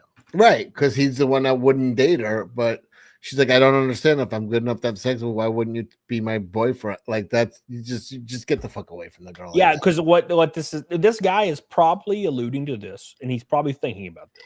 When she told him that, oh well, he would never date me, and it really broke my heart, but we were on and off for 4 years. right. I was just at his beck and call, and Yeah. will always be, and will dump Yup. you in a goddamn heartbeat if he has 100%. a change of heart. Yeah, get the fuck out of there. And that's why she's keeping those photos. Yeah, and that's and he's probably like reading into that immediately, like, you're keeping them up because you told me he was the one that got away. Right. Like, fuck that Yeah, shit. yeah. It'd be different if they like had an amicable breakup or something. I It want to said- thank you guys, by the way. I went up to, they already just took, this is how quick YouTube fucks with me. You guys got me up to 625, and I just turned around and it's now down 623. So I am 375. I was 375 away from 20,000. If you have not subbed to me and you are in this chat right now, even if you're watching this on a replay, go sub to Cecil Says. Please. Cecil Says, everybody. Please. I stream every day and they're fun. And maybe we'll do maybe I'll do an Andrew Tate style red pill thing. I'll put on like a little kimono. I'll show off my bald head. I'll wear the glasses. I'll have a cigar. Yeah, dude. That's how you do it. And I'll tell everybody she's for the streets. She's for the streets, bro. Just acquire money. Acquire money. It says, I know there's nothing lingering. I know there's nothing lingering that is stopping me from deleting them. Doubt it. It is just my discomfort with losing my past or important parts of my life. I'm also feeling this more strongly, I guess, because this relationship got very serious very soon.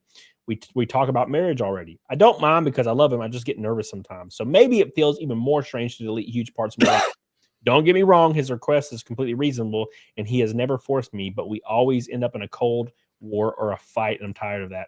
I've tried to explain the reasons to him, but it doesn't work. What to do? Look, dude, I'll tell you what to do right damn now. It's very, very easy. If this is a requirement and it's making them uncomfortable, you adhere to the requirement or you fucking move on. Because it's like she said, it's hyper reasonable. And if you think it's reasonable, but you're saying no, then you're obviously goofing. Yeah. It's not hard. It's not a hard thing to realize. Mass Lines with 10 gifted memberships. I love you, dude. I appreciate you. You are the GOAT. 10 more memberships from my boy. Give him some love. Look, dude, if somebody in your relationship, very early on, by the way, sets a very obvious and reasonable boundary, and you give excuses as to why you can't adhere to it, you're in the wrong. Okay. Look, dude, I've had girls I start dating, for a month in or 2 weeks in, 3 weeks in, and they're going and hanging out with their guy best friend who always happens to be gay until you find out they're actually not, which is always fun to find out. And I would always lay down the law, like what week 1 or 2. I'm like, look, I'm not comfortable with you hanging out with other guys like alone because I'm a guy and I've hung out with girls alone. And I can name like 3 instances out of 200 where I didn't have sex with them. So we're not going to play this game because I'm an adult. I'm an old man. I'm not 14 years old. You're not pulling this shit over on me. So if you can't adhere to that, then we're going to move on. And it's very easy. And usually if you set that boundary right away, you have that boundary to fall back on. And a lot of guys are terrified. They're terrified to even have the conversation. And then suddenly they found out, oh, my girlfriend of a year has a best guy friend they go on retreats with. Yeah, okay. And they dated for 2 years in high school. Fuck off. They Crazy. used to date, but they're friends now. Yeah, okay. Now that's just like, go. Just if you meet a girl with that going on in their life, just get the fuck out of there. But I literally we used to go out. We used to date, but now we're just friends. I literally had a guy friend back in the day who his wife at the time, they're divorced obviously now. His wife at the time had a guy best friend. And my friend did not find out that they had dated for like 2 years or 3 years. You hide that until that's over. Yeah, until like a year in. And of course he was young. And she was like, oh, we're just friends. Yeah, I know. He found out like online. He went through her old pictures, found out they actually dated. And he confronted her and she's like, oh, well, that was a long time, blah, blah, blah. And he's like, okay. She ended up going on a vacation with her guy best friend. And like a month later, they got my friend and his wife got a divorce and she had cheated on him with that guy. Of course. Shocking. No, if it's all based on life, you never even told them that you were dating each other before, like then. It's insane. Damn Neb says, after getting wrecked, how to fix? Many get lost in the way. Any advice for our fallen brothers and sisters after getting wrecked? If you get in a big ass divorce or a long-term relationship ends, and I know this is really he meant the car. Hmm? He's talking about the car. I don't think he is. You just brush it off, bro. No, pull out your wallet and brush it off. No, yeah, if you find yourself in that situation, and I know this is a cliche, fucking go to the gym and become part of that culture in life. Get your diet and everything in proper shape and do it right, because 6 months into this journey, it will change everything about you. Getting your diet on point, getting your exercise on point, getting your lifting and all this on point will rewire your brain to make you extremely efficient at everything you do, right? So getting your diet on point will give you the sense of control. Getting a sense of control in your life will give you a sense of control of every aspect of your life, and it will change everything. It will not only change your physical fitness and your health, it will change how you approach jobs. It'll change how you approach relationships, how you approach everything in life. Shit happened to me, and when I got a divorce, I went to the gym. 3 years later, I was racing in NASCAR. That's the difference. And I started YouTube. Or 4 years later. So that's the difference. Thank you, damn Neb. I appreciate you. Sad lad Chad. I dated a girl in high school who was obsessed with this other guy. Ended up smashing and dumping her the first chance because she was crazy. Well, there you go. Well, yeah, of course. When you find the red flags out, you still pump it dump. I mean, that's the rule, man. Thank you, sad lad. Cecil's got something he wants to add to the show. What you got, Cecil? Yeah, this is also something you guys should consider doing. It's called reparenting. This is something we will look at. This is the type of thing, by the way, I do a show every day called the Cope Files. We go through liberal posts and we discuss them in a mature manner. And they're all based on people that are like dealing with mental struggles that are for some reason. Well, it's just anybody on the left wing, and everybody on the left wing is dealing with mental struggles. Yeah. This is how I reparent myself. There's something called reparenting, where now you get to treat yourself the way you wish you're parented. It's really cool. Everybody should do this. I like that she hasn't shaved her legs in about ever. Okay, here we go. Ooh, I'm here. I'm here. I know you're scared. I know you don't know what to do. But I've got you and I won't leave you. And I love you and I'm so sorry that you're scared. But it's okay to feel. It's safe to feel. It's safe to cry. It's safe to move through it. Yeah, either go to the gym or do this. Yeah. Or go to those go to those retreats where you go to the top of a mountain and you just scream at the top of your lungs for some reason. That's the weird. Yeah, gym it is. Yeah. You could do shit like this for a few years and become just a smelly fucking crybaby, or just go to the gym and then 6 months everything will be better. Yeah. You could do this for a year and then do the 6 months at the gym and be like, fuck, why did I waste a year doing shit like this? Just go to the gym. I need to go back. I did a bait and switch on my girlfriend. Juju, are you in the chat right now? I know she might be listening. I did a total bait and switch. I was probably in the best shape of my the last 20 years when I met her, and then just threw on about 30 pounds. You hooked her with the Cecil charm, and then you gave her the Cecil roll. Yeah, totally. But she's sticking around. She likes Fat Cecil, so Fat Cecil's charming. Feeding Fat Cecil. Fat Cecil's still pretty cool. I don't mind Fat Cecil at all. I just has a hard time tying his shoes. That's all. I like Fat Cecil because when I stand beside Fat Cecil, it makes me look thinner. Yeah. There's nothing but benefits to Fat Cecil. Except for his well-being. No, for me, it's a shortened lifespan. Yeah. But for everybody else, it's just it's a win-win. I drink more, I eat more, I laugh more. Fat Cecil's definitely more fun than Jack Cecil. Yeah. But I gotta go back. Master Lion says Thursday night Jack show. Never miss it. Hail to the Jack show Thursday night. It is one of my favorite shows to watch. but I never comment and chat anymore because I'm scared they're going to invite me, and I'm always like drinking and like having a really good night. And I'm like, I don't want to get on a show right now because I'm like, my girl's in a thong, I'm drinking, I'm sitting beside the fire, bro. I cannot turn this down. Thank you, Master Lions. I love you. Appreciate you. You are the GOAT, man. Thank you, buddy. Also, real big shout out to Shizzy Wizzy Nut, who just rated us with 1,000 peeps. Wow. Thank you, Shizzy. I love you, Shizzy. You are the damn man. I was in your show earlier watching, trying to catch a little bit of it because I'm a bad friend. So I appreciate Shizzy Wizzy. You are the man. I love you, dude. Make sure you guys that are joining the Shizzy raid, give it some love. Give it, like the stream. Subscribe if you have not, and give your boy a kiss on his lippies. Sad Lad says 2022, 2023 was the best time for me smashing. It also happened that I was making a lot of money and lifting almost every day. I need to go back. Isn't go that back. weird how that happens? Your Dude, best time smashing is when you're making a lot of money and look great. Dude, have you seen, love you, Shizzy, have you seen this like new rhetoric on Twitter the last like 3 days?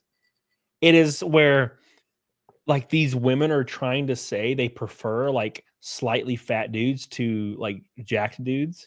And dude, there's this thing, and I don't know what. And look, I love women in context. I write those articles, by the way. Yeah, like context to the conversation. I love women, right?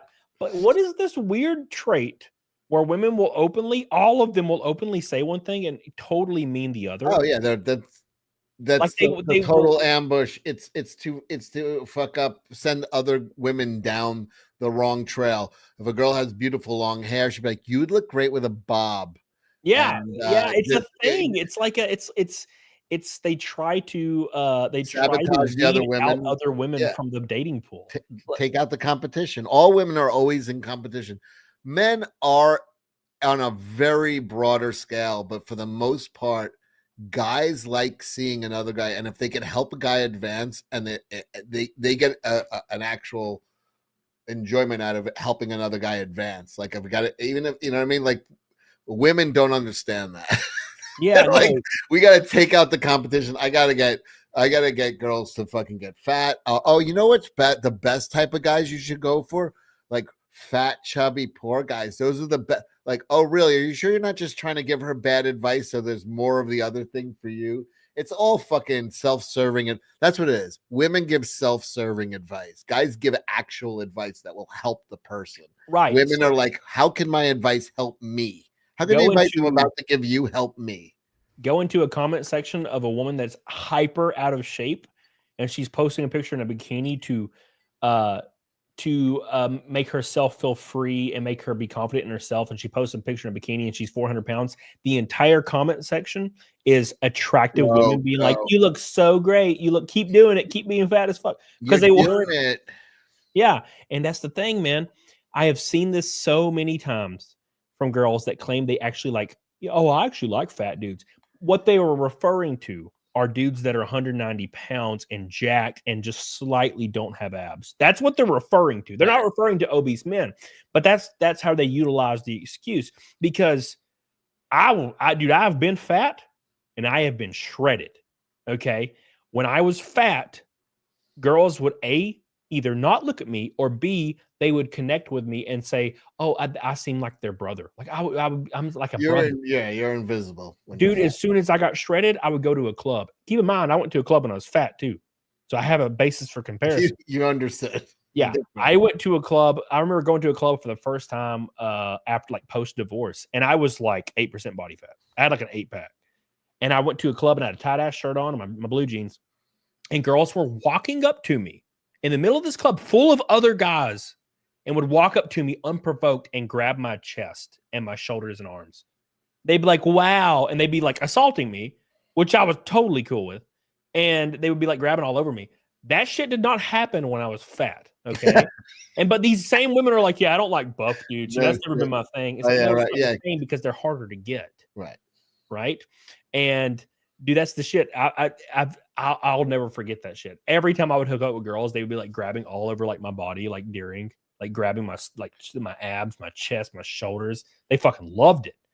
But they're also claiming, "Oh, I actually like dudes that are fat." And either half the women, or like you said, trying to remove people from competition, and the other half, they're trying to send a good looking girl telling them like, "Oh, you should date a big fat guy." Like, just take out competition. Like, leave these guys that I like for me. If you girls are chasing like other, like, Everything is self-serve. All their fucking advice is here. Like share this.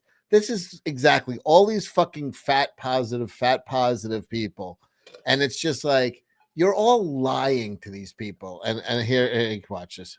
Just because I'm fat, that doesn't invalidate the things that I say. She died.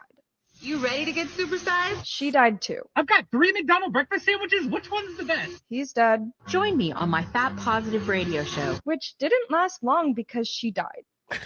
Yeah, and you go into the comment sections of all of those people that are dead, and what do you think they were? Change your life or go girl, you're doing it, you're the best. Like it's all go. They'll that's all they're taking out the competition. Yeah, I tweeted that out like a few weeks ago, and Tim Pool commented on it and retweeted it. He was like, "Are you serious? Like, is this really a thing?" And I posted this video, and he like retweeted it. He's like, "Holy shit!" But yeah, dude, the fat influencers dying like freaking because influencers, people that are on that do content creation, once they get a following, they can do it forever. To some degree. Who's this blonde with the rack? She pretty looking good. No, like 8 years, you ain't gonna last 8 years being 400 pounds, bro. It don't last very long. No, Boogie is an anomaly. Okay. That some bitch has got like the greatest genes on earth because he somehow has lived 30 years being 500 pounds. It's very weird. It's same thing with Egg. They're somehow still alive. It's the craziest shit ever. No, but that being said, I'll never forget. I hooked up with this one girl that went to my gym, and she was fucking jacked. You know, not like gross jacked. She was fucking smoking hot, and she had abs. She had shoulders. She looked great. And now, to be fair. Disclaimer, I was not a good person back then. I was 27. And she was married. And her husband did not go to the gym ever. And she would always complain to me that he's like fat and like gross. And she's disgusted whenever she sees him. And I'm like, this is the same girl that would say on social media that she prefers a fat dude because her husband happens to be a fat guy. Right? But she's hooking up with me every fucking day. A sad lad. I'm a chubby guy, especially when I stopped lifting. I had a girl say it. I had the perfect dad bod. I finally met this girl, and she was, no. Just stay in shape. I know. Listen, when I'm saying to people stay in shape, I'm very much talking to myself right now too, because I've let myself fucking fall apart in the last year. Well, you still have shoulders and a chest though. Like that shit stays with you for a long time. I still have, I go that ain't gonna go anywhere. But I got a fucking keg belly and fucking gorilla tits. Fuck man, adult Flux. What's up, baby? Hope you're doing well, baby. I don't know if I'm running Dover, but I know I'm running Pocono. So message me so we can hang out. I appreciate your Flux. Look at this, Katie Dids in here. What's up, Katie Did? Hope you're doing well. She came to my Martinsville race. She was really tall. It's very unexpected. She's like a foot taller than CECIL. Be hilarious to see them beside each other. He was 6 feet tall. Yeah. Well, Katie Did's a woman, but yeah, she's 6 foot tall. She's pretty huge. And everybody, it was funny. 7 of 9 saying do some flips. I don't know if you guys are following 7 of 9 on Twitter, but he's in the chat. He's about to come up to his 60th birthday, and he wants to do a backflip so he's been training. And I am watching. I'm hoping for him, but I don't want this guy to break his fucking neck on his 60th birthday. Yeah, let's not do that, dude. Do it into a pool, 7 of 9. Yeah, dude. Hey, by the way, everybody, we are 150 from Naked Snake due to Auto Ramel's beautiful pink boy. We are also only 10 likes from 300. Hit that like button for your boy and for CECIL for being so kind to join us. Let's read this next one because this one looks pretty damn spicy. It says, me, 37-year-old male, my wife, who's 35, had a threesome with her best friend and her husband years ago, and they want to do it again. Now I don't want them around us anymore. Interesting. So it says, I've known this for a long time, but when my wife was younger, she had a few threesomes with her best friend and her husband, then boyfriend. This was years before we even met, and she told me early on in our relationship just so there would be no secrets. I never had a problem with my wife being around her best friend alone since the threesomes didn't involve much girl on girl, but more sharing her boyfriend. And for that reason, I've had trouble throughout their marriage being around both of them. I just have trouble having a normal conversation knowing that this guy has had sex with my wife. That's a little silly. My wife doesn't think anything of it, and it's completely comfortable. It's just something she did for a little while, then stopped because she wasn't into it anymore once the taboo wore off.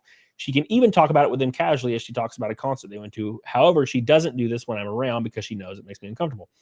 Anyways, we were all together last weekend, and her friend had gotten a little drunk and brought it up. My wife quickly shut her down, but the impression I got that was there had been a lengthier conversation leading up to this I didn't know about. Now, here's the twist. Later on, my wife told me that her friend and husband had asked if she and I were interested in doing something. They were down for whatever, and we were comfortable. They were down for whatever we were comfortable with, but my wife admitted that they really wanted her again, but with me watching. My wife, no, there's no way in hell I'd be down for that. And neither was she. My wife had stopped doing that with them for a reason, and that's before she got married and had kids. Bro, they want him to, dude, that is the ultimate shame. The shame, dude. I would slap a some bitch. Hey, you know how your girlfriend, like, you know how his wife? Yeah, you know your wife. Wait, yeah. she asking his permission, or was she just telling him that's what they asked? That's what they asked. Apparently, but here's the thing: her telling him that is her kind of been like, "Can I do it?" That's what I'm saying. Yeah, that's no, it's over. Your marriage is over, dude. I would. It's over. Look, your marriage is over. Get the fuck out. You're done. If my girl came to me and was like, "Hey, my girl Michelle from work, like." She's like really has a weird crush on me, and she asked if like you would have sex with me and her. I'd be like, let me think about it. Let me meet her. That's different. If my girl was like, hey, my ex-boyfriend and his wife, like they're married now. We used to have threesomes, and we used to have threesomes. I want to do it again, but you can watch. It's you over. You can't have sex. You have to watch. I would. She would be. Her shit would be on the lawn an hour later. Even if they were like you could join in. I'd be like, it's over. You know, that's it. You're done. You're already like making plans to have like it's over. Your marriage is over. Just be done. Yeah, I would absolutely flip. If you and I can make it even more simpler. If my girl was like, hey, my ex-boyfriend like wants to have a threesome with like me and you, like, what do you think? I would be like, you need to leave. Yeah, just me and him. Yeah, just me. Why do we need you? Just invite him over. I don't need you. You know what? My ex-boyfriend wants to have a threesome with just me and you. You know what? You need to leave. Leave. Keep him with me. Yeah, I'll just that'll learn her. Yeah, you sit and watch, honey. Yeah, exactly. Oh, dude, let me read the rest of this real quick. God, that's just ugh. God, how could you even? And you can watch. Get out of my ass with that. All right, so my wife has told me to just forget they said anything, but holy shit, how can I? I swallow being around them when these incidents were well. No, you'd be like, you were never talking to them again. If you ever talk to them again, if I even see that you're texting her or him again, it's over. 100%. That's it. But now they are openly lusting for my wife. I don't feel comfortable with her being around them. Am I wrong? What? How do I navigate? Am I wrong?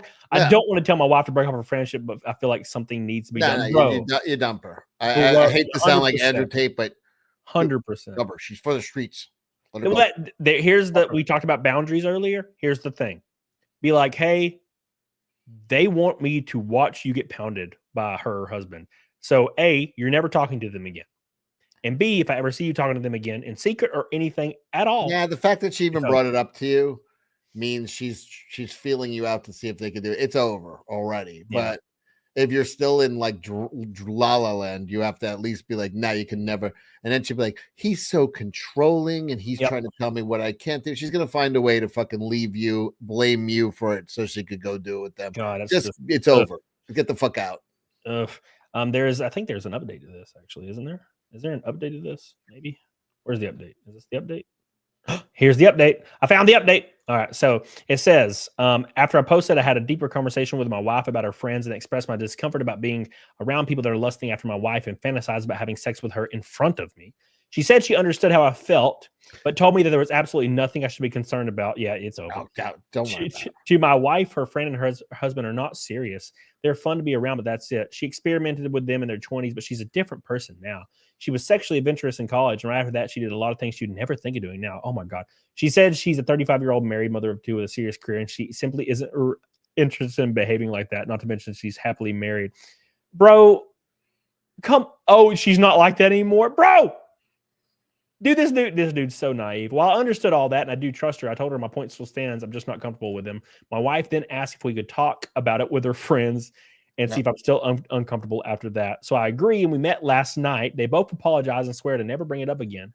But I can tell that they neither of them think it's a big deal, and their tone seems to think I'm being overly sensitive. So I raise the point, and they concede that they do think I'm being silly. Then they tell me that the time they had with my wife was very memorable, and they wanted to experience it again, and simply asked if my wife would be interested in participating with me or my approval. They said that they would be happy to allow me to participate in any way I liked, but did admit that their biggest fantasy was basically double teaming my wife as I watched. Bro, what? I would be fighting this motherfucker in my own house. If you're the type of guy that they would that you'd even bring this up to, you're done. You're done. Like, oh, these friends are gonna come over and tell how much they loved fucking me, and that, dude, it's done. You're done. It's done. There are worse things than being alone. Being in this situation is worse. Get the fuck out of there. Yep. Go. You're done. You're done. Bye. Yep. It's over. And then what happens is she's gonna be like, I threw away a good guy for some bullshit thing. Nothing was the same like it was in our 20s. It was just a kind of a shitty night.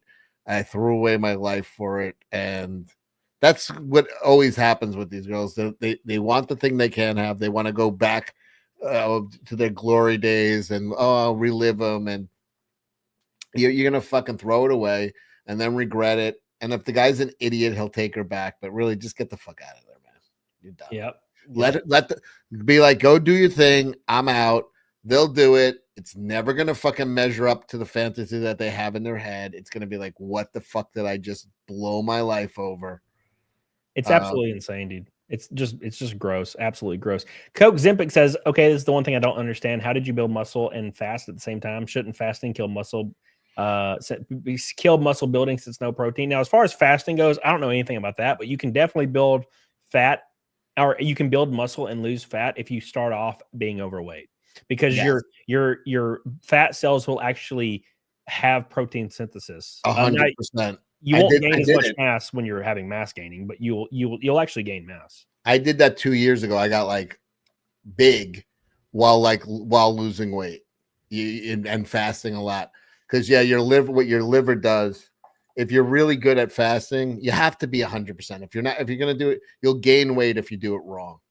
So you have to do the fasting right. And what happens is your liver turns over to using all your stored fat for energy. Yeah. And you could definitely put on muscle while fasting. 100, but you have to be fat, 100%. Yeah. I gained some mass. Now, granted, I looked pretty little, but I've never gained more mass than when I just ate like a fucking monster and then just lifted. I weighed 205 and my shoulders and chest looked like I was The Rock. It was pretty crazy. Now my belly looked like I was the Fat Rock. It was pretty bad. You look like a retired wrestler. Exactly. Satellite Chat says a friend fed me shots while his wife walked around in shorts and a sports bra. He kept giving me shots and saying things like what you see. He's a cuck. He wanted to watch you bang his wife, which I could still never do. I could probably bang his wife when he's not there though. Sunny Hard R says it's a shame I never got invited to Cody's race, spending $100 on his campaign. I didn't even buy a comic to allow someone to buy it and enjoy it. I didn't even buy a comic to allow someone to buy and enjoy it. What are you talking about, Sunny Hard R? You can come to one of my races. You just gotta message me, man. You just gotta DM my ass, dude. You never got it. Here, just give it an invite right now. You're invited. Sonny You are invited. There you go. Problem solved. Thank you, Sonny Hard R. Appreciate you. Katie the Swiss says trying to find a good past the age of checks notes juju is like trying to find the cleanest piece of trash at the landfill. Yeah, well, you got to be charming as fuck. A good. You got to be a CECIL, and that's hard to do. Also, I wanted to share this. Oh, yeah, that was me. Like a year and a half or 2 years. Yep. I was jacked. Now I'm fat. There's no. Yeah. It makes me feel pretty good because I had 612 people watching last year, and I have 754 right now. All right, we're doing good. Thank you, everybody. Appreciate. Yeah, you look better than my ass right there. Your traps look wild. I gotta go. I'm about to go nuts. I had a bad back injury for the last few years. Well, you saw me in Florida. Yep. I'm almost at 100%, so I'm gonna get shameful CECIL. Everybody's upset at me. Yeah. 7 of 9. Wow, you were hot. Yeah. What happened, CECIL? You look so good. I ate and stopped moving. And drinking alcohol will do it fast. Drinking alcohol nonstop. That shit, you'll gain 30 pounds in like 2 months if you drink like every day for a while. I'm gonna train like nuts. Actually, I just started going. My physical therapist said, "Go. Your back is your go." I'm done with physical therapy, and I got the blessing to hit the gym.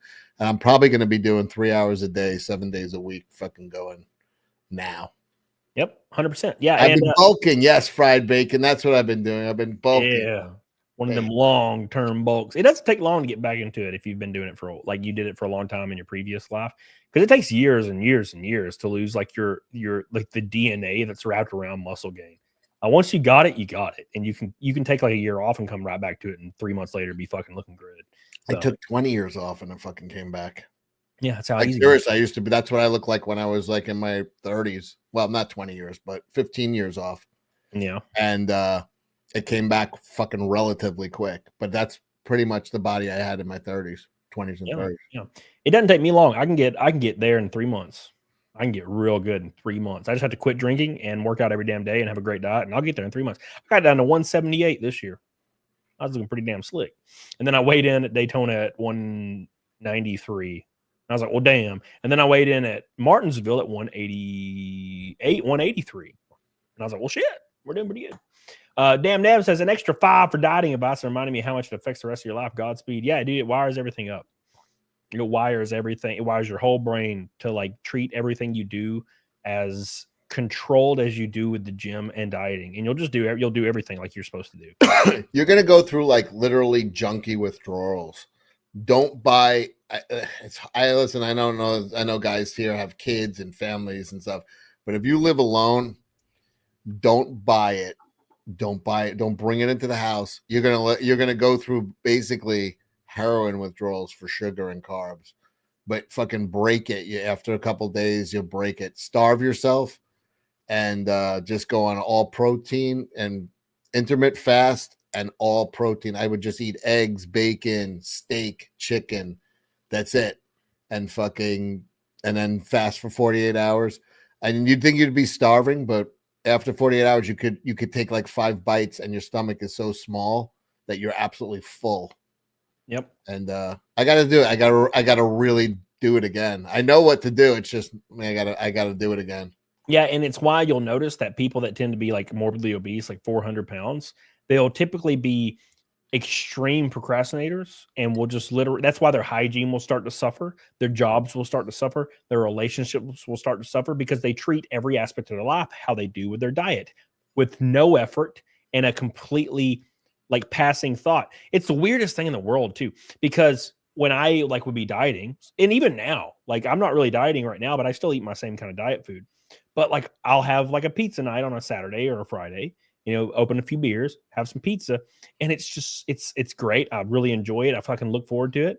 And then it's over and I move on. But dude, there are people I've seen people's habits, their dieting habits when they're 400 pounds, and they just order like Taco Bell. And they'll order like the shittiest, grossest fucking Little Debbie's and shit that are not even like satisfying, and they'll just pound them. And like, dude, PDH will make like a fucking like a whole like big like pot of like monkey bread and like put like icing all over it, and it's like gourmet. And I'm like, oh my God. But these people don't even do that. They don't even like make it. They don't even get good food. They just get the worst. I have to say, all my fat is from real food. I don't drink soda. It's probably why you're not 400 pounds. And I don't eat any fast food. It just doesn't do anything for me. I've never been like a fast food junkie. But I'll eat like a lasagna, or I'll eat like real food, a lot of real food. Yeah. Stuff with like rice and stuff like and but that's how I put on my weight. And sweets, that's what I got. That's my weakness, is like cookies or fucking I'll rip through a fucking box of cookies in like in an hour. So that's why I just got to keep that shit out of my house, break that, and get back at it again. Yeah. But thank God I don't like fast food and I don't drink soda. I never did. I'm top shelf fat. Exactly. Yeah, I'm the same way. Like fast food's not my thing. Now, dude, to be completely fair though, when I get to a hotel room and I've been flying all day, and I get to my hotel finally for a race at like 12 p.m., like 12 a.m. and I have a race at like 9 a.m. I have to get up at 9 a.m. and there is nothing open, I'll like order. I've been with you on race days. You were eating like somebody on death row. Yeah, dude. Like fucking, I'm like, and you're like, you were trying to explain, I don't really always eat like this. I'm like, how the fuck are you not 400 pounds? The shit you were ordering, like Mexican and fucking pizza and everything. I was like, oh my God, I felt like death. All I was doing is drinking whiskey and eating fast food with you, man. Yep. You did this to me. I couldn't help it, man. I gotta go to the bathroom. Hold on, I gotta pee. Okay. Oh my gosh. All right. Now let's continue real quick. Thank you, Damn Nev. I appreciate you, Katie the Switch. I appreciate you. We are like 120. Yeah, we're 120 from Naked Snake with a little bit of time left. We got about 30 minutes left in the show. So we are closer than we've ever been to the Naked Snake. I appreciate you guys so much. Cody, two fists and cheesecakes. Yeah, bro. I've gotten, I don't know what it was, but like when I turned 35, I just can't eat like that anymore. If I get some Popeyes, I'll eat like 2 fingers and like a handful of fries, and then I just put it in the fridge and I might eat it later. And with cheesecakes, dude, I used to be able to pound a whole cheesecake. Now I'll order, like if there's a cheesecake around, I'll eat like 3 bites of one slice and then put it in the fridge, and then it will sit in the fridge for like 2 weeks and then I'll throw it away. I don't know what happened, but something changed and I can't do that anymore for some reason, which is good. It's probably why I started losing weight without even dieting, because I just can't eat like I used to. Yeah, MA, I did. So it's been very, very weird. Coconut cream pie. Ugh. Get your coconut bullshit out of my face. I hate coconut. Makes me want to die. No, thank you. Coconut shavings, gross. Oh, I'm gonna give you another cope. These are, if you guys watch me on the cope files every day, I just go through these copes. okay. And no, not all people on the left are crazy. Some of them are normal, like this guy. It's a Yeah. normal fella. Could share. Oh no. Here we go. They deported a 2-year-old American girl. Here's the thing about people on the left. No matter how ridiculous the lie is, if it's scary, they believe it. They're like, they put a 4-year-old in court and made her defend herself. I'm like, does your adult brain think that actually happened, or is this something that's ripping through the left right now? That a 4-year-old was brought in front of a judge and was with no attorney and forced to defend herself in court. Anyway, this guy is like talking about 2-year-olds being deported. No, their mom was deported, and the mom took the 2-year-old, but Cancer.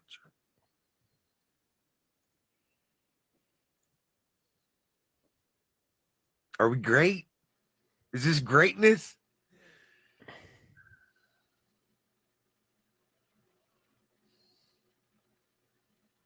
Execute the entire administration.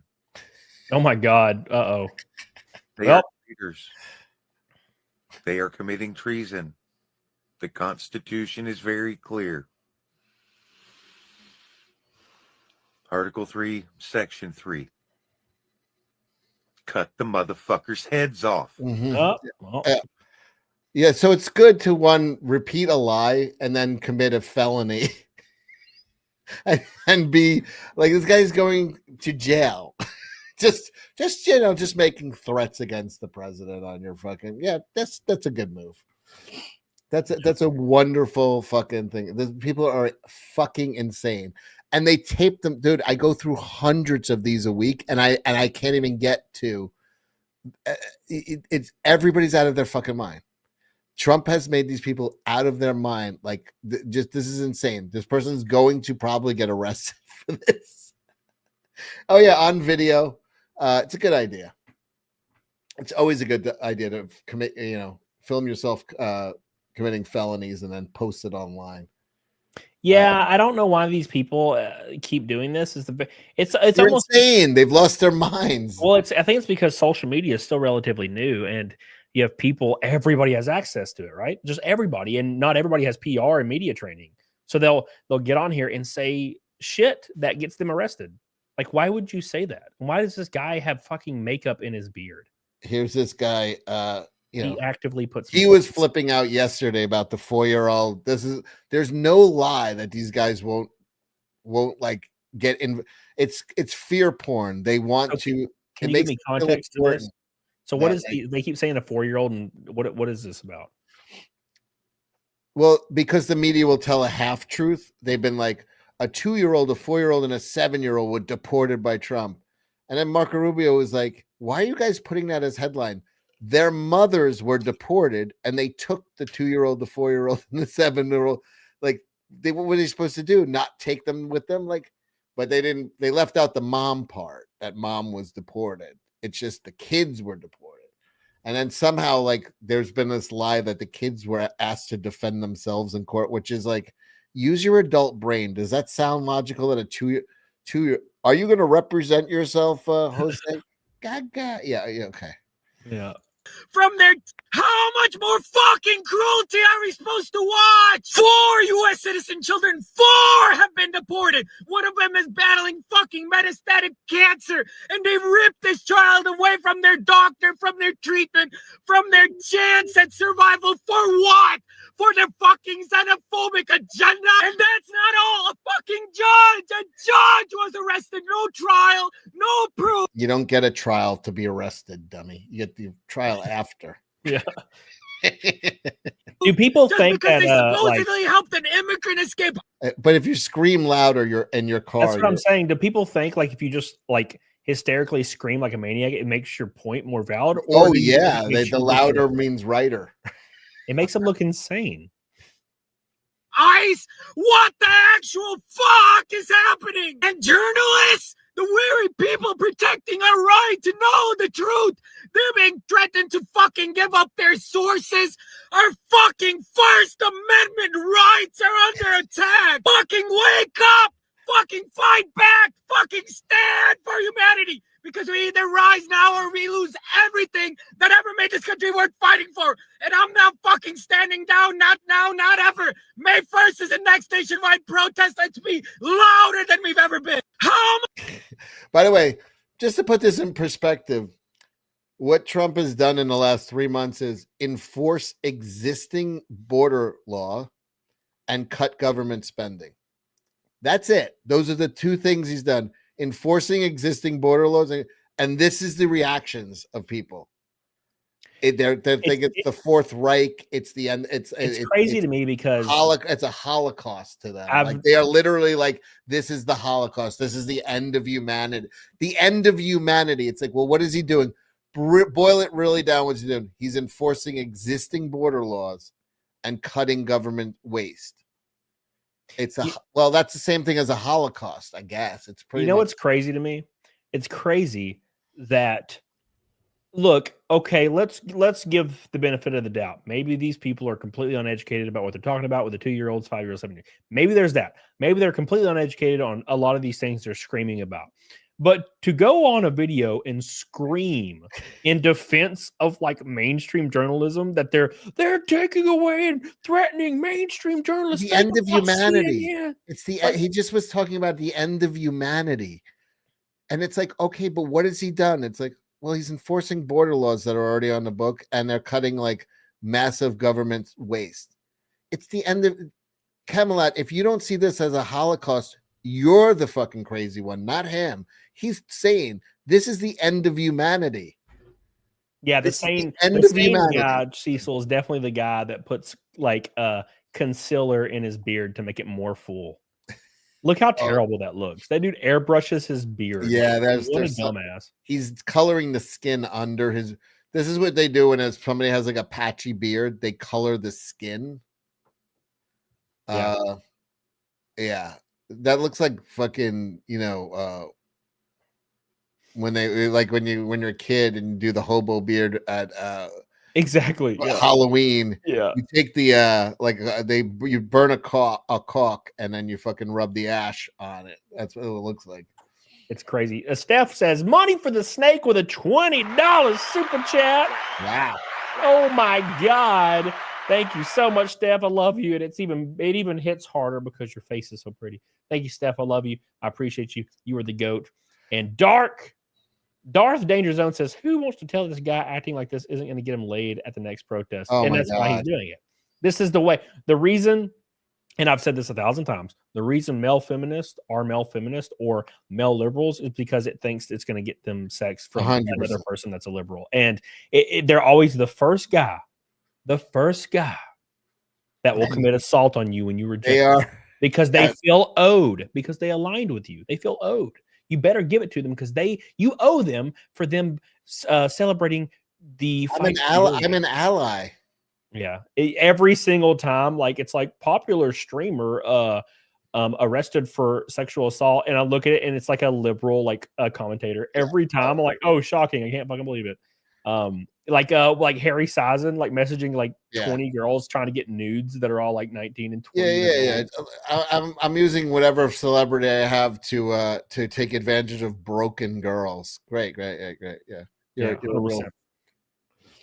Thank you, Steph. We're exactly $100 away from Naked Snake. That fast. Keep the cope coming, Cecil. Pull up another one. Pull up the cope. You want Cecil. another one? I love the cope. We're gonna see some more cope today. Give me the cope, baby. I love it. Well, you got John Leguizamo losing his mind. Oh, he looks like he aged 1,000 years. Yeah, he looks like shit. Here's Tim Waltz. So I was looking. Let me pull up ones I didn't do because a lot of people already watched the show. Let me do some fresh copes. Freshly squeezed copes. But the thing is, I don't watch them beforehand. No. Oh, this one's beautiful. This one I love. I did watch this one, but I didn't do it on my show yet. Maybe I'll do this one tomorrow. Little sneak preview here on Camelot. It's up. All right. So you got approval from. This is a college student. There's some right-wing person with, a signs or a little stand, and they nobody can have a different opinion of them. They lose their fucking mind. You can't walk past somebody with a different opinion. And so she's like threatening, I'm going to call the police. This is insane. Thomas Jefferson. Yeah. Who do you have approval to do this? And he's like, Thomas Jefferson. It's the fucking Bill of Rights. Yeah. You got approval from Thomas Jefferson. Yeah, James Madison. Did you get approval from the police department? No, they don't rank as high as those guys do. All right. Well, I'll give you a couple bits of information. I can call the head of the police department because him and I are tight, and I'm training to be a police officer in about a year. Okay, good. Study astrophysics. What? Yeah, one astrophysics police officer. I'm confused. Yeah, no, she's studying astrophysics to become a police officer. It's like I'm studying to become a police officer, but I do not know the normal the First Amendment right where you can do anything on a. You are allowed to hold. You were allowed to hold up a plaque with something I disagree with, believe it or not. No, that's against you. You'll have the police come get you. It's not the message to give to people to convey what you want to convey. What is? The Bible, right? So if I take these signs down, you gonna call the cops? Because I know the cops and I know UFPD and they're not going to arrest me. Well, we had someone, was it last year that did that and they got arrested? Really? Yeah. All right. So do you want me to call Sergeant? Sure. All right. We'll call Sergeant Cooper. Yeah, please. Yeah, please have them call. Bring him here. Please. No, that's perfectly fine with me. Him and I are quite tight. Good. I know the police. Well, my dad's a lawyer. Yeah, we can talk all together. Yeah. Okay. Because they know me well. So is your goal to get us off this plaza or something? My goal is to send you a different message, one from college students. Okay. Hey, I would like to talk to badge number 8. It's just a guy with like Bible verses on a plaque. She's like, you can't just walk past it and be like, whatever. No. She's calling her friends on the phone. And this person probably will become a cop and they're already abusing their power before they even become a fucking cop. Yep, 100%. 88 Sergeant Cooper of UFPD. Isn't that fun? Yeah, is it fun? You're amusing. To you? You're amusing. You're using 911. Hello? They're asking you questions. You have to take that system seriously. Yes. Could you put me on the line with UFPD? I think I know why they know her so well. You're picking it up. Yeah, I can imagine why they know you so well. So do you want to take him down or you want me to get someone to take him down? Hey, it's a free country until you start touching our stuff. Then you go to jail that's for fine. it. So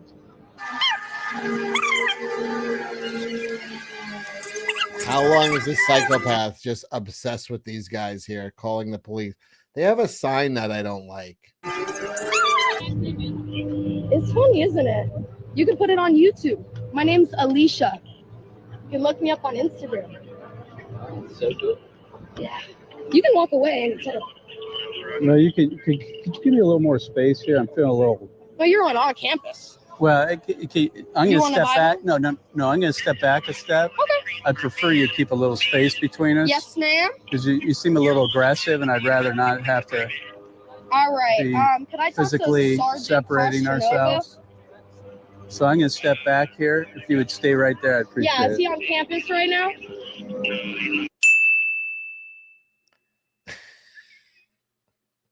Never saw her again. It's so weird to me how you have people that, like, there's videos, there's thousands of videos of people on campus, like, and it's only one way, by the way. Yeah, It's only one way. Right. And there's thousands of people on campus, like, holding up signs or protesting whatever they're protesting. And there's always students that are like, you're not allowed to be here. I'm like, do you not understand? How do you not understand this yet? This It's a public university, too. Public property. You don't have, like, public property you can film on, you can protest on. It's literally public property. You do not have any authority over public property. Because they have so spoiled. They're like, I don't want to see anything I disagree with. Anything I disagree with should go to jail. People I disagree with should go to jail. Yeah, and she wants to rip down his signs. She's like, go ahead, you're gonna go to jail. Like and meanwhile, people on the right walk past shit all the fucking time, and they're just like, okay. It reminds they me lose of their fucking minds. It reminds me of shit.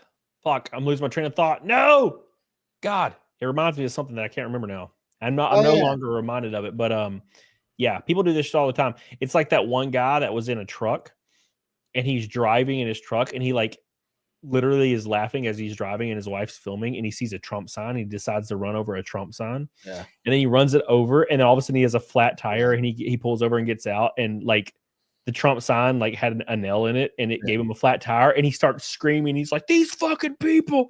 He's like, they're so evil. And I'm like, bro, you just went off the road and ran over a sign, and you're claiming these people are the guy did this. He started scratching a car, and the cops came, and they're like, why did you do that? He's like, it had a Trump bumper sticker. It wasn't a Tesla. This is before the Tesla shit. And he's like, so you're going to go to jail for this? And he's like, yeah, I don't know. Like, this was an old dude.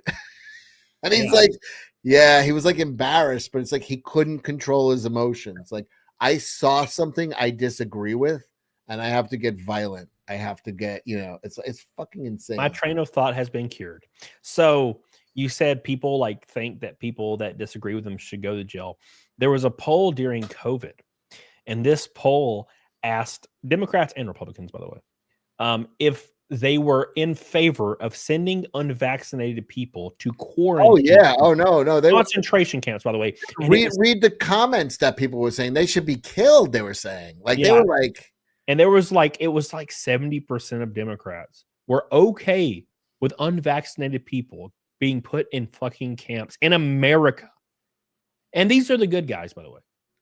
Oh no, they're the morally upright. They're like, oh, they're on the right side of history according to them. But it's amazing because they just did a survey where they were asking Democrats and Republicans. They said to a Democrat, how likely would you be to stop and help another Democrat in trouble?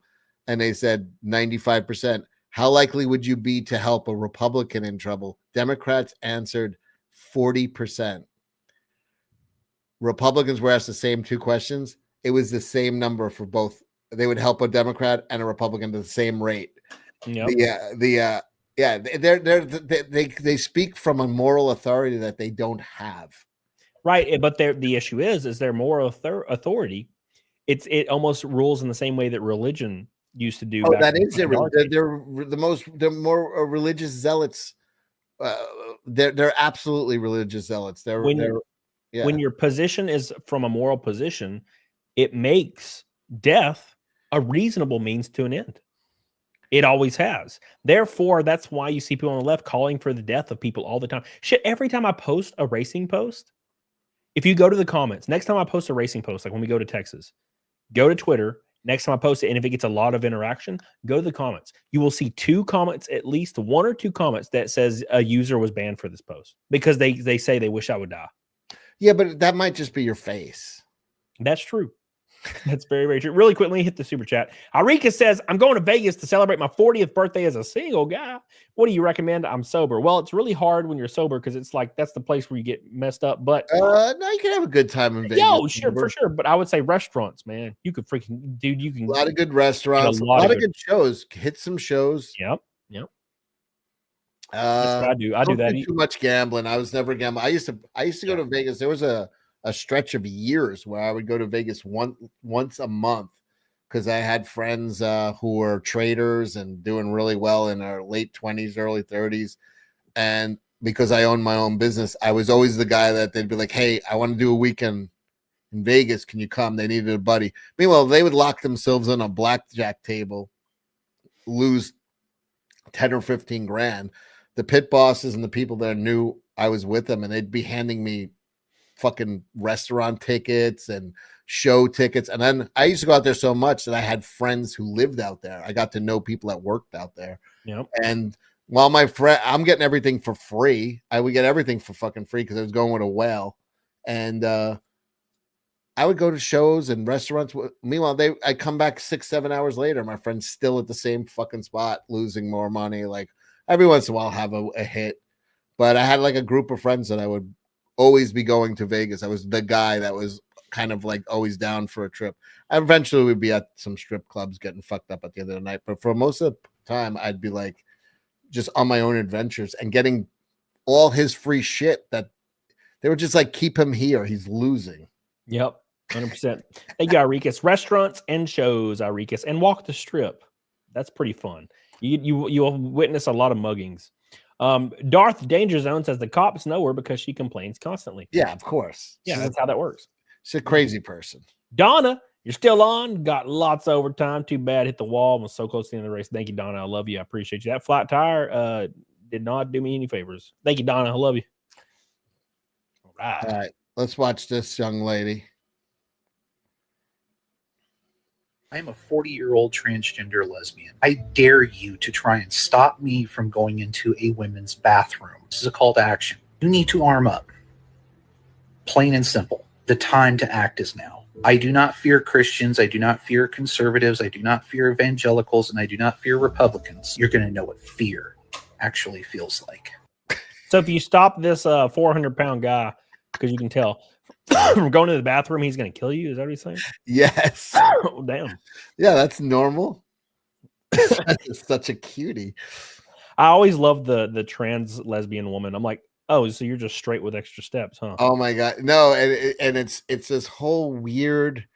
And then they write. Oh my god, I have one of them. I gotta find it. It's so good. He wrote a song to lesbians that won't date trans women, or it's like they played a song on a ukulele. You're transphobic if you like. Hey girls, if you don't, I'm a dude in a dress. If you and I'm a lesbian, and if you're not dating me, you're transphobic. And they wrote an entire song to the lesbians that are turning down this guy in a dress. It's fucking the funniest thing, but no humor in it. This is 100%. Yeah, this is a lesbian now. There are lots of people like me who are not afraid to die. You've been warned. Well, yeah. No, so there's there. It's funny because there's actually people out there that are like struggling with issues, and you have millions of people that have co-opted the movement just to be insane like this. It's brutal. Absolutely brutal. Dude, there's a never-ending stream of these. Like I said, I go through, I don't know, a dozen or two every day, and I mean, this is what I have. I'll even just show what I have. Well, maybe I shouldn't. I don't know what the fuck's over there. Yeah, it's pretty wild. Man. It's just like here.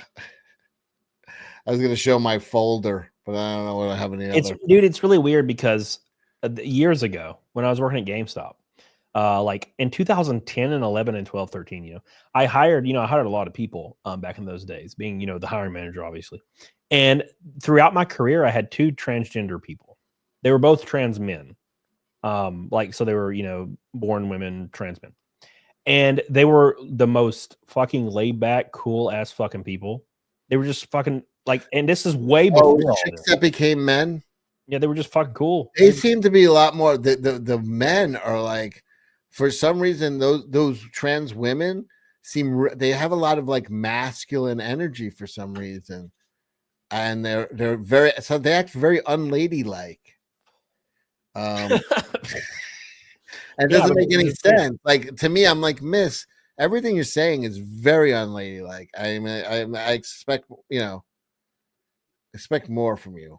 Yeah, it's weird. It's like the people I've met in the past, like especially before it was the popularity of it, weren't doing it. They were doing it for themselves and weren't doing it for social media. Didn't even really have social media and was just living their lives. And like I just feel like there's so many disingenuous people that are co-opting a movement just to like be fucking crazy, like this person, right? That are just waiting to obviously get misgendered so they can freak the fuck out in public. Oh yeah, that's the whole point, right? It's very interesting, man. I'll never understand it. Yeah, it's just giving people like that are actually involved in it like a terrible name.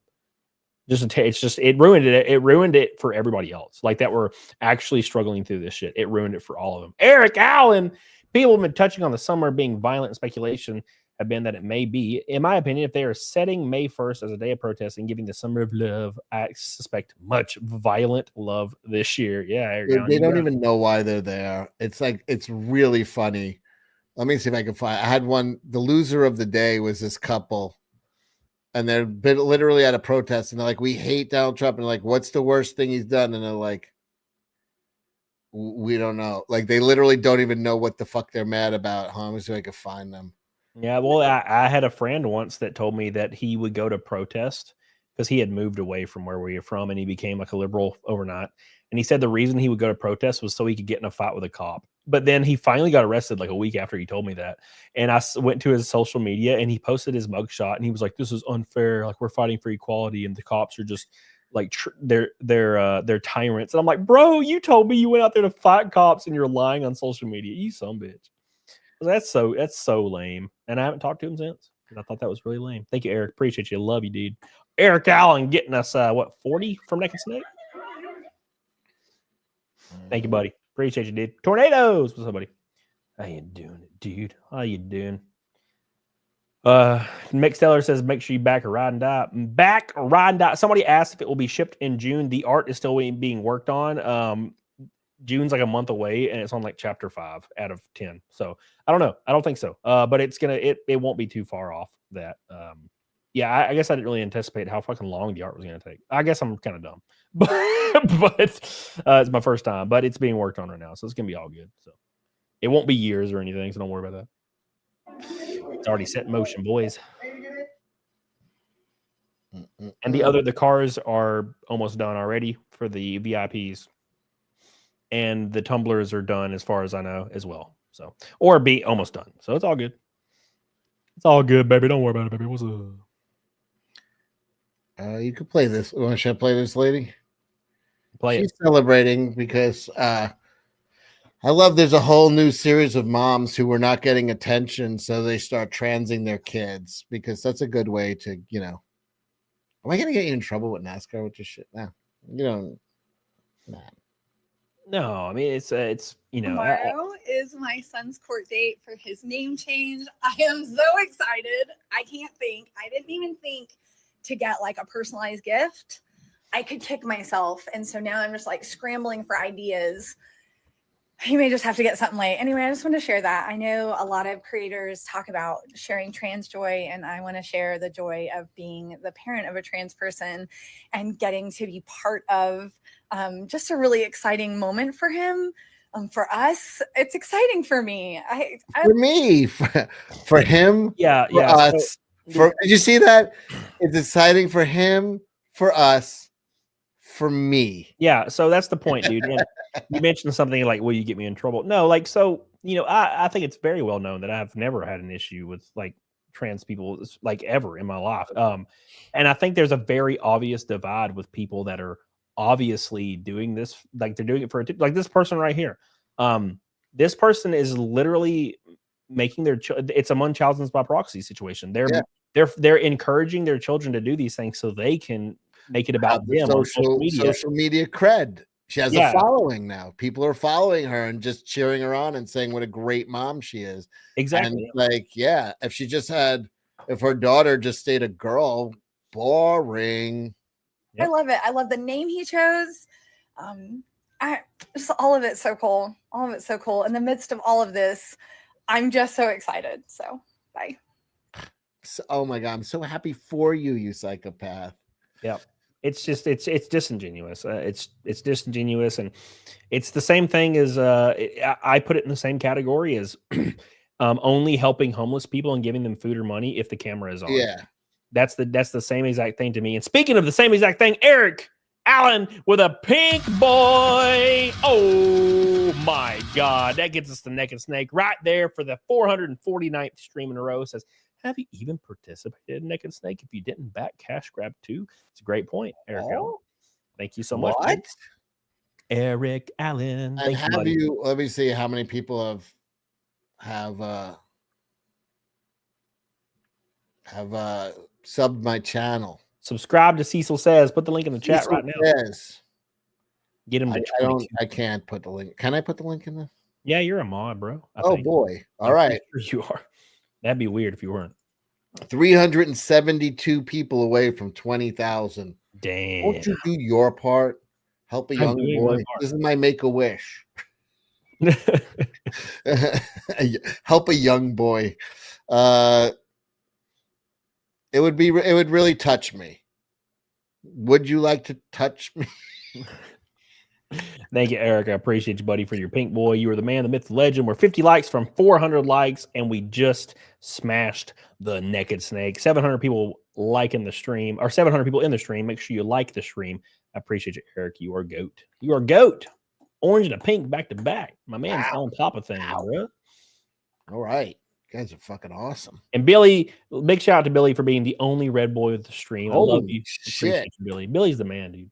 Billy, way to go, man. Oh, damn. Yeah, this is amazing. These people are so passionate that they are actually at a rally, protest rallies. And then when asked the simplest questions, have no fucking idea what they're mad about. Like the simplest. Brought you out here today to the Bernie Sanders rally? I don't like what's going on in our country right now. I'm just kind of disgusted by it. What's the biggest risk? Oh, gosh. What would you say, Dan? Well, I'll let you speak to that. I don't know. I don't really care for the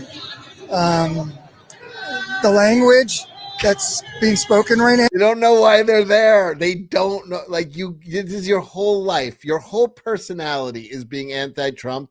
And now it's like, what's the thing you don't like? What's the biggest? I don't like the language. Like just a vague nothing. In the country. Can you give any examples of specific language?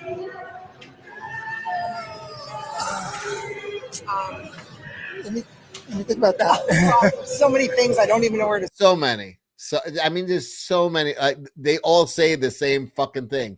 What do you dislike about them most? Which policy?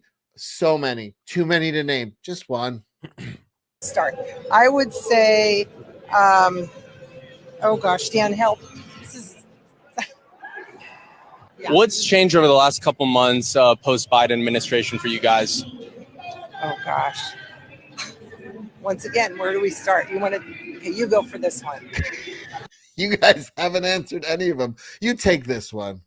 It's a whole list of things I can't think of right now. Your entire personality is I hate Trump, and then when fucking given a voice, what specifically what? I don't know. And by the way, this is not like outliers. This is like most of them. Because this happens a lot where someone's like, oh, really? What? Like what? And they're like frozen. Fucking. Well, I have a question for you. When you meet a girl or a guy and you tell them that you're really, really into a certain subject matter and then they blindly agree with you. They're like, oh, I'm so into that too. Yeah. And you're like, oh, what's your favorite part? And they can't answer it. Right. Because they just want to fit in. Right. This is them fitting in. This is it. Like, we're a part of this movement group. It's just social. It's no fuck. They're like, he's destroyed the country. Oh, what's the worst thing? Like, what's changed for you in the last 3 months? Because if he's destroyed the country, there must be like a fucking shit ton. And it's like, what has changed for you in the last 3 months? Again, where do we start? You want to? Where do we start? For you, post Biden. What's changed over the last couple months, post Biden administration for you guys? Oh gosh. Once again, where do we start? You want to? Okay, you go for this one. It's a whole list of things I can't think of right now. Yeah. Billy Hatcher in the chat.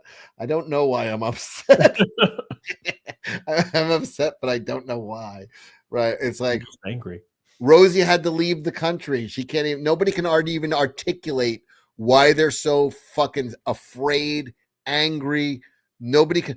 And when they do articulate it, it's a clear lie or just a fucking troll. They're like, why am I mad? Because a 4-year-old was dragged into court today and forced to represent herself. And it's like, that's clearly a lie that you've got fooled with. Like, when they can articulate it, it's wrong, like a completely bullshit thing. Leftists are just mentally ill women. Really, it's a feminine mindset. Like if you're a Democrat, man, you have a feminine mindset. You want to be governed. You want to be controlled more. Get less power for yourself, more power for the government. You like to be submissive to it, like authority. It's just a weird fucking guys. Do not date leftist women ever. They're mad at talking points. Exactly, Stephen Brown. Dude, this is what I do every day, couple hours a day. Sign up, sub to Cecil Says. I do it 7 days a week. And we just laugh. And there's hundreds of these videos. They are mad at talking points. What are you doing there? You texting somebody? Yep. Bunch of you texting me another dick pic? Yeah, dude. Yep. No, I just keep going. I keep having to respond to potential sponsor people, and I'm like, why are they talking to me at midnight? It's like a company page, and they're sending me a message at midnight. I'm like, what the hell? Midnight? It's fucking 1:20 here, and I got a doctor's appointment the first thing in the morning. Damn. You got me till 1:30. How about that? That's good. Yeah, dude, it's all good. I appreciate you, Eric Allen. I love you. 50 likes from 400. Are you doing Naked Snake or no? Oh, fuck no. With these gorilla tits? No way. I'll come back like the gorilla tits. I'll come back for the big reveal later on. People love the gorilla tits. I love you're my agent. People love the gorilla tits. I don't know. The gorilla tits. What are you talking about? That's your signature move, man. People love the gorilla tits. All those surveys say they love it. They love it. Do you guys do you guys love the gorilla tits, or you just want to see me embarrass myself? Are you sure you love No, I'm okay. We want to see it. You want to see it until you see it, and then you're like, oh, that's oh no, naked gorilla tits. If could 100 men fight one naked Cecil? The gorilla tits. I'll lick every man in this room. Oh man, I saw you 2 months ago, and you looked fine. Yeah, I look fine. You were like, I'm so fat, you're gonna be shocked. Then I saw you, and I'm like, you look fucking normal. What is wrong with you? I have a body dysmorphia. I did keep your shirt, and I wear it a lot because it's like a dress. Oh, that is I figure it's a good pump cover for you. Yeah, that's exactly what I use it for. I knew you stole it. You stole it. You probably didn't wash it. You're like, it still smells like Cecil. No, that's the whole reason I wear it. I still have your underwear. Yeah, those definitely smell. This got very gay by me saying that, but I did wash them, and no, I don't wear them. It's like you also have my underwear, and they also still smell like Cecil. Hey, man, it happens. It happens, dude. My mom put it in my laundry when she did the laundry over there. Whose thong is this with bananas all over it? Oh, that's Camelot. Sorry. Gay. Right after we watched the Birdcage. This is true. I mean, it is a very gay trip. We watched the birdcage, then he went to the race in the morning and was out in 3 minutes. I don't last very long, you see. See, I was distracting you. This happens to the best of us, man. Happens to the best of us. You know 49 what? likes. It's still a funny movie. We were laughing our ass off. Everybody, we had a whole full room of people. Everybody was laughing. Well, it's Nathan Lane and Robin Williams. Like what? That's just unfathomable. And it had fucking Gene Hackman. Gene Hackman, and what's that other dude that plays Agador? God, what amazing motherfucker! Oh, Hank Azaria. Holy shit, he's like the best part. I love that motherfucker. Like everybody is so perfectly cast in that movie. It's a good movie. Yep. Nathan Lane steals it.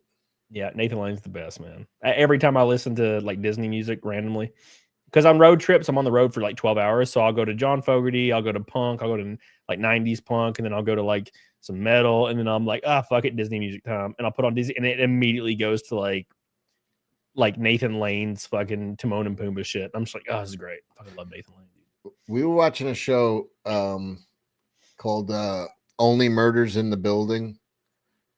It's with Martin Short and Steve Martin. And Nathan Lane is one of the guys who's like one of the murderers or something. And I told Juju, I'm like, yeah, he's gay in real life because he's playing a straight guy. And she goes, Nathan Lane is gay? I'm like, what? I'm like, what? I was like, was that even a question? Like, of course so he gay. is. Like, he's like, and she's like, Nathan Lane is gay? I was like, didn't you watch the birdcage? She's like, I thought he was just pretending. I was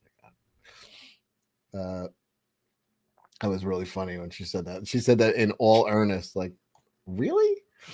Eric Allen says you both casually moved laundry responsibilities to women based so slightly less gay.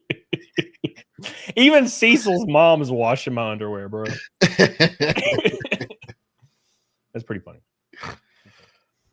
Thank you, Eric Allen. Love you, dude. Appreciate you, my friend. You are the GOAT, man. The GOAT, man. Oh, by the way, guys, I race at Texas Motor Speedway Friday at 8 p.m. on Fox Sports 1 in the number 2 Flux Tim Cash truck. Get on it, doggone it. You can watch practice at 2, qualifying at 3, race at 8, all on Fox Sports 1. Don't miss it, boys. It's going to be a hot diggity time. 190 miles an hour.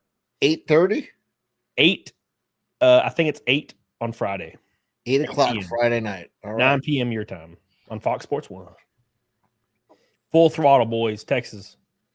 Balls out to the walls out, son. I'm excited. That's good. The 8 o'clock, that's a bigger crowd that goes in for those night ones, especially as the weather gets fucking hotter. Yeah, it's going to be the later, the better. It's going to be 40,000 people in the stands. We're going to be going ham. Oh, my God. I remember being at Talladega with you last year, and I drank 75% of a bottle of whiskey by myself the night before. Yeah. And then we just sat on that fucking tarmac baking, and there was not even a chair for me. And I was, oh my God, what a living fucking hell. I was like, oh. Yeah, you looked pretty fucked up. It was pretty sad. I felt bad for you. You were just like standing there, like bobbing back and forth, like slowly. I'm like, oh, this motherfucker's dying, dude. Sweating out fucking alcohol. I just remember Jesse being like, you two drank that? And then you're like, I didn't drink any. And she's like, you drank all that by yourself? I'm like, yeah, that's like a suicide attempt. Yeah, and you were like saying John was a bitch. It's a brand new bottle. It was like on Jack's show. You're like, John, you're a oh my pussy. God, I was insulting people online. Oh, I was so fucking out of control. So bad. Oh. A year ago this weekend. Oh boy. Yeah. All right. That was Erica, I love you. A rough weekend. Appreciate you, Erica. It was rough. It was better than this weekend though, where I freaking hit the wall. We were gonna have a great race, dude. It's such a fucking bummer, dude. We had such a fast car. I hate having fast cars and shit goes wrong. Like at freaking Rockingham, our truck was so fast, and we just had issues. Fucking hate that. It's like the worst. When you're slow as fuck and you have issues, it's totally different. But when you're fast and you have issues, it just makes it worse because you're like, damn, I actually had a chance. We screwed up. So, yeah, I hear you because it's a wasted opportunity. Yep, but we're bringing the same truck to Texas we had at Rockingham. That sumbitch was fast, and I'm very excited. Very excited to go out there and give it some beans. And we got Kansas the week after. That's gonna be a lot of fun too. So I'm very excited for the future. We could do one last one before I go, if you want. One last one. Let's go for the road. By the way, this is called SSRI forehead. It's like 50% of Democrat women between the age of 18, and it might be over 50, are on psychotropic drugs, antidepressants. And one of the characteristics of being on antidepressants, anti-anxiety, is you lose about a ½ inch to an inch of hair. Yeah. They all have what's known as SSRI forehead. And they all have this giant fucking forehead. And you know right away they're on antidepressants and or anti-anxiety. And it's wild. Like I could tell when I'm picking videos, I could tell. Just when I see the face, I'm like, that's a fucking crazy left-wing lady right there. I can just look at their forehead and know. Yep. Yeah. I want a divorce. I don't want to live with MAGA people anymore. No. I don't think that this is a sustainable model for society. We are never, ever, ever going to see eye to eye. Correct. We're never going to want to trans 5-year-olds and put men and women's sports. Yep. About how society should operate. Period. I do not know what the solution to this is. But what I do know is that Donald Trump is destroying the structures that glued this country together. Really? What is he doing? Literally nothing. He's enforcing existing border laws and cutting government waste. It's the end of the world. Yes. Like that's all he's done. He's dismantling the structures that held the country together. That was what held hundreds of billions of dollars of waste. Honestly, faster, more violently. He's violently destroying the country. And better than I think anyone could have ever imagined. So I think the likelihood of the United States continuing as one country is rapidly diminishing. I don't think they are ready for the Civil War like they think they are. One side has all the bullets and testosterone. Yep. The other side has hysterical women with giant foreheads and men that act like hysterical women with giant foreheads. That's one side. And then the other side has all the logic, testosterone, and bullets. I don't know about this Civil War they keep calling for. And thank God no one on the right is calling for it. We're just like, okay, like, well. But like every other one of these people is like, the country's going to split. We have right before our eyes. And maybe in the end, this will do us a favor. Yeah. Maybe it'll even do the world a favor. You can live in a country where no one knows how to swing a hammer, but everybody can make great lattes. And it will work great until the fucking first time a coffee machine breaks or you need plumbing on your fucking espresso machine and you don't know anybody that's not right wing that does the type of work and you're fucked. Because I think the reality is we can't live together. We just can't. No, and frankly, I'll change, baby. I honestly have no interest in trying to change anyone's mind. No. If you want to live that way, you can't do this to me. If you want to live in a completely reversed reality where no one knows how to read. Right. If you don't agree with her, by the way, this is what she thinks. If you don't agree with her politically, you don't know how to read. If you want to live in a completely reversed reality where no one knows how to read and no one takes any medicine and you yeah, if you disagree with her, you don't take medicine or know how to read. Yes, let's ignore the shameful tactics against ivermectin, and also let's ignore the fact that when she says read, she means reading a post on Reddit. You all just kill each other over and over again with unmedicated pandemics. That's fine. I don't care what you do at all. I just don't want to be around it anymore. No. Genuinely. You can easily get away from it too by just like getting off of social media. Go live in a. There are plenty of cities in this country that have had only Democrat leadership for 40 or 50 years. Never once. Memphis pops to mind. Detroit hasn't had in 60 years. Go to one of these paradises you guys have created that have none. Go to Detroit, go to Baltimore, go to Memphis, go to St. Louis.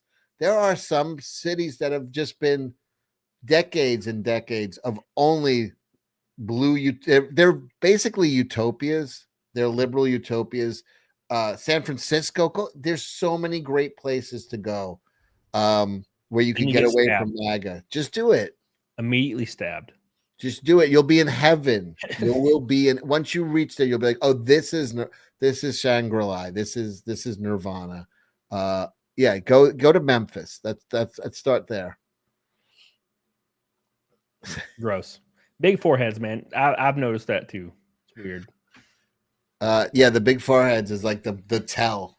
Ellen Page. I remember as it was dawning on me, like the first or second week that I was doing the show, I was like, do you notice that all of these women have fucking giant foreheads? It's all of them. Remember, and then, like, people what? I remember when Ellen Page went on some like Ellen or something, and she was just screaming about Trump like at the top of her lungs. This is before she like transitioned. Oh yeah, before the transition. And her forehead was like that big. Yeah. What the fuck? You got something. There's something well, wrong. She's been on antidepressants and fucking anti-anxiety. They're all on psychotropic drugs and fucking yeah, the forehead they get the big forehead. It's wild. All right, man. I'm past 1:30. Hell yeah. Well, you made it almost 3 hours. You did good. 3 hours. And this is my third stream today, man. 3 in a row. I appreciate you, Cecil. Everybody appreciates you. Make sure you subscribe to Cecil Says. Let me see how many I got. How many people have subbed? I thank you. A bunch of you actually took the time. We could hit 20,000 soon in our lifetime. All right, we are at exactly 19,630. So we are 370 away from making a young boy's dream come true. Thank you, Camelot. This was fun. Always good to see you. If I don't talk to you before Friday, good luck, man. I'll be watching. Thank you, be man. well. Chat. Love you guys, man. Fun time as always. Take care, everybody. Thank you, Cecil. Bye. And then there was one. I appreciate you guys so much. You were the GOATs. You were the myths. You were the legends. And we're racing at Texas Motor Speedway Friday. Remember, practices at 2 p.m., 3 p.m. qualifying, 8 p.m. the race. Watch it on Fox Sports 1, NASCAR Craftsman Truck Series. We got some awesome-ass sponsors with us. We got CAMELCAST on the truck as per usual. We have Flux, Run on Flux, my boy Daniel Keller. Great-ass people. I love them. They're so good. We got a lot of people on their Elite Baths and Showers. We got Aeon Water Technologies, a new one. They're awesome-ass people that support your boy, all local. Great people. I'm having such a good ass time. We've had a lot of good runs, but not a lot of good luck. So I'm hoping for that luck to come in and complete the show Friday. So don't miss it. I'm racing pretty much a NASCAR race every single week for a while. So make sure you check that out. It's going to be awesome as hell. I'm so excited for it. So get the hell on it. Diggity doggone it. Mikey F says, Timcast, Cody, I missed what you were. Well, that's unfortunate that for some odd reason you thought that I was like a violent left-wing person the entire time I was talking about people being hysterical at GameStop. So obviously, if I'm not in favor of people acting like fucking hysterical ass people, I'm not going to be on the left, right? I'm also not a conservative either. But you just assume I am, which is how these things work. Now, if you would like to sponsor me and give me $500,000 to run in NASCAR, you're more than welcome to do so. But I don't think you're going to do that. So we welcome Tim. I don't even agree with Tim on like 90% of shit, but Tim's a really good dude. He's really thoughtful, and he's been supporting me since the entire time I've been racing. He made my dream come true. I am racing in NASCAR, and I have Timcast on my car, and I could never be more fucking proud and happy about that, man. That's the first day he met me, he told me with a straight face that he saw something in me and he wants to fucking partner with me. And that's a good ass thing. So, unfortunately, all these people that are pissed at me have no interest in changing these things, nor partnering with me to further my dreams, only to bring them down and burn them. That's all they fucking care about, is trying to destroy my dream and not lift it up. And I'm going to stick with people who choose to lift up my dream and support me and push me further in the future and not drag me down. All right? I don't have to agree with people to be friends with them and to partner with them. Tim's a good ass dude. He's been supportive of me. Everybody, every time I've been to the Timcast Ranch, everybody's nice as hell. They're all great ass people. And luckily, I'm not terminally online, and I can get along with people that I may disagree with. Right? So there's that. Another one of my sponsors is completely on the other end of the spectrum. And they're totally cool with Timcast as well. Because, again, they're not terminally online. And they understand that you don't have to believe everything your random sponsors believe, right? Because unfortunately, in auto sports and any other sport, you have to have financial support. And I'm supposed to pick people who believe in every single opinion that I may have about whatever social or political dynamic that may exist, right?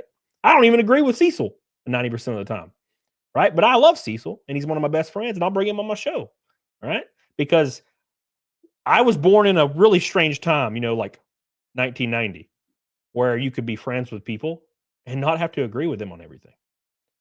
It's a weird, I know times are fucking different now.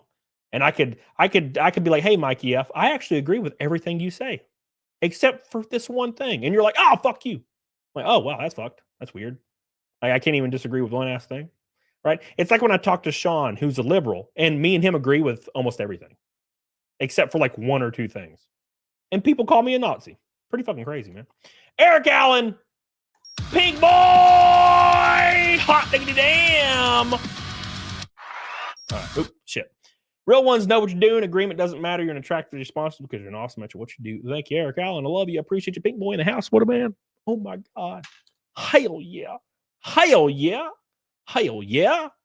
Get the hell on it. Diggity doggone it. Thank you, Eric. I love you. Eric's the man, dude. What a freaking beast this is. What a beast this man is. I love you. I appreciate you, dude. You are the man. Thank you, Eric. I love you, dude. Mikey says, F says, no bad intentions. Just thought a NASCAR sponsor was a big deal. It is a very big deal. Yes, it's a fucking huge deal. Right? Without Tim, I wouldn't be racing. I would have never raced past Talladega in 2024. But Tim jumped on and was like, let's do this, man. And I talk to Tim all the time in DMs. He shares everything I post. He loves it. His fans love it. Everybody loves it. So it's about coming together and having a good ass time and doing so. No bad intentions. Yeah, dude, it's all good, man. It's just, it's always really weird when I see comments, and I'm not shitting on you, Mikey. It's always weird when I see comments people are like, I like what you used to be. And I'm like, I literally have the exact same opinion. Identical. Nothing's ever changed for me. The only opinion that's changed is reasonable gun restriction. I believed one way. Nick Rekieta and me had a conversation, and it changed everything. And now I'm pro 2F or pro 2A, Second Amendment pro, no restrictions 100% across the board. Because Nick had a really solid point. And I was like, yeah, you're fucking right. So, because my opinions can change. They do all the time, right? But on big points, only 2A. And I'm pro-choice, right? There's a big thing people forget about. Still am, still will be. So, I do not use Racing Simulator Shadow Dancer. All right, boys. It's time for Naked Snake. Let's do this. Get the hell on it, diggity doggone it. For the 449th show in a row, it's time for some snake in your lives. Let's do it for the boys in the back. Here we go.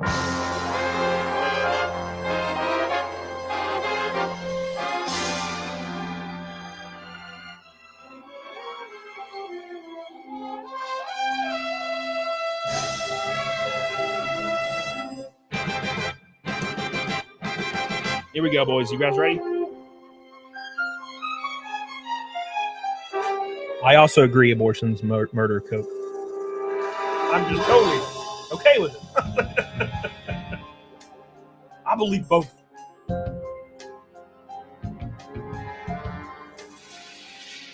What a thrill with darkness and silence through the night. What a thrill. Here we go, boys. I'm searching and I'm melting to 449. what a fear in my heart, but you're so supreme. I give my life, not for honor, but for you. Snake eater in my time. There been nobody else. I'm crying. It's the way I fly to you. I'm still in a dream. Snake eater. Here we go. Someday you'll go red. Someday you feel on a tree frog. It's a trial to survive.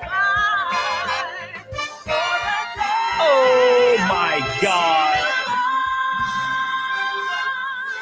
I give my life, not for honor, but for you. In my time, there been nobody else. I'm crying. It's the way I fly to you. I'm still in a dream. Snake eater. Oh my God. Can you believe it, boys? Oh. Here we go. Unbelievable.